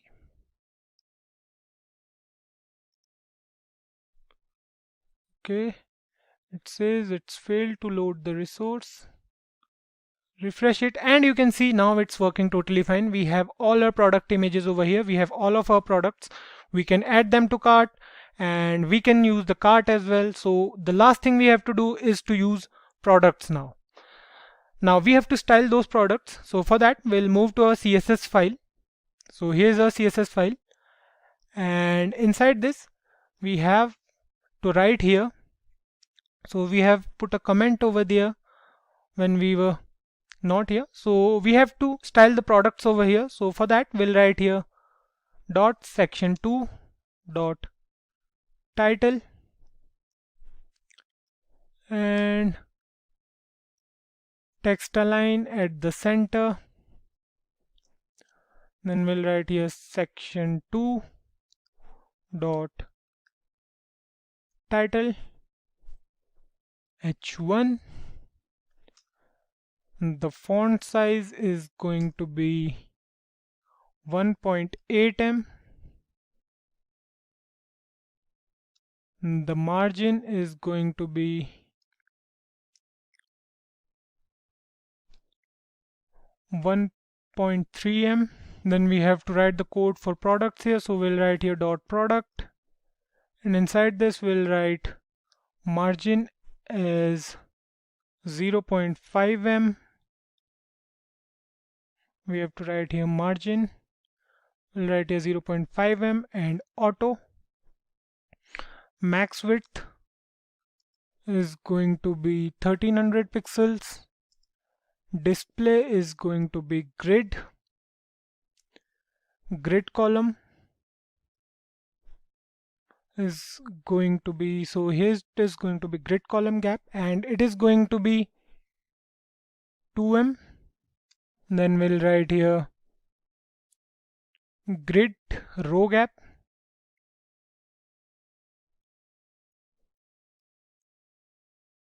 and grid row gap is going to be 2m as well. Then we'll write here grid template columns, and we'll write here repeat. We are going to create a grid for our products, right? So we'll write here auto fit comma min max. We'll write here 350 pixels and 1 fra. Fine. Next up, we'll write here dot product card, and now we are going to write here text align as center, position as relative, max width of the grid is going to be 350 pixels, and the overflow is going to be hidden. Next up, we'll write here product card image. We'll write here height as 300 pixels, width as 300 pixels, and transition as 0.3 seconds linear. Fine. Similarly, we'll do the same for product name and product pricing. So we'll write here product name comma product pricing. Margin for them is going to be 0.3m. We'll write here dot product pricing, and the color of the product pricing is going to be the one we have been using till now. So we'll write here F09D51. Then we have to write the code for add to cart button. So we'll write here add to cart. We'll write here align items to the center, justify the content to the center, and color is going to be white. Padding is going to be 0.2m and 1m. Fine. Height is going to be 30 pixels. Background is going to be the same, F9D51. Position is going to be absolute. Right is going to be 0. Transform is going to be translate along the x-axis to 100%. Bottom is going to be 80 pixels. We have to put a comma here. Bottom is going to be 80 pixels. Transition is going to be 0.3 seconds again, and linear. Cursor is going to be pointer. Fine. Then we have to write few more lines. So we'll write here product card. We'll write here hover, and we'll add to cart here. So we'll write here transform translate x 0%. We'll write here product card. On hovering over the image, so we'll write here hover img. Opacity will change to 0.7.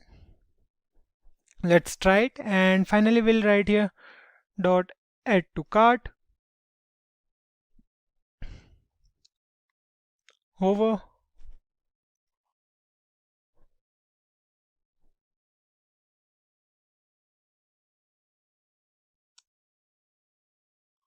And here we'll write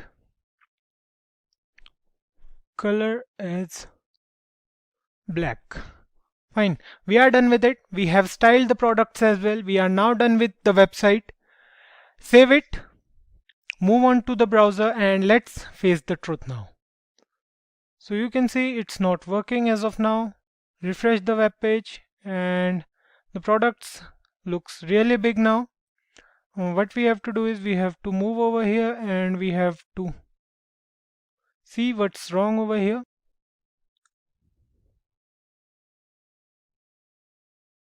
This was a mistake and it's done. Let me see what's wrong.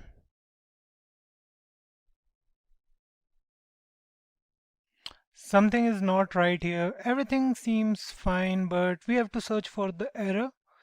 So if we see here, max width is fine, the max width for product is fine. Let's try to do this thing. We'll write here this, save it now, and I know that this is the error we did. So such small errors sometimes cost us way more. Go to the browser and you can see our website is fine now. Try adding the products to the cart. You can see the products are in the cart. We can increase the number of products. The total is increasing with that. And it's working totally fine. Click on the clear cart button and it's not working. Click on the proceed button and it clears the cart. A simple solution for this, go to the HTML file, write clear cart over here and proceed over here. Save it.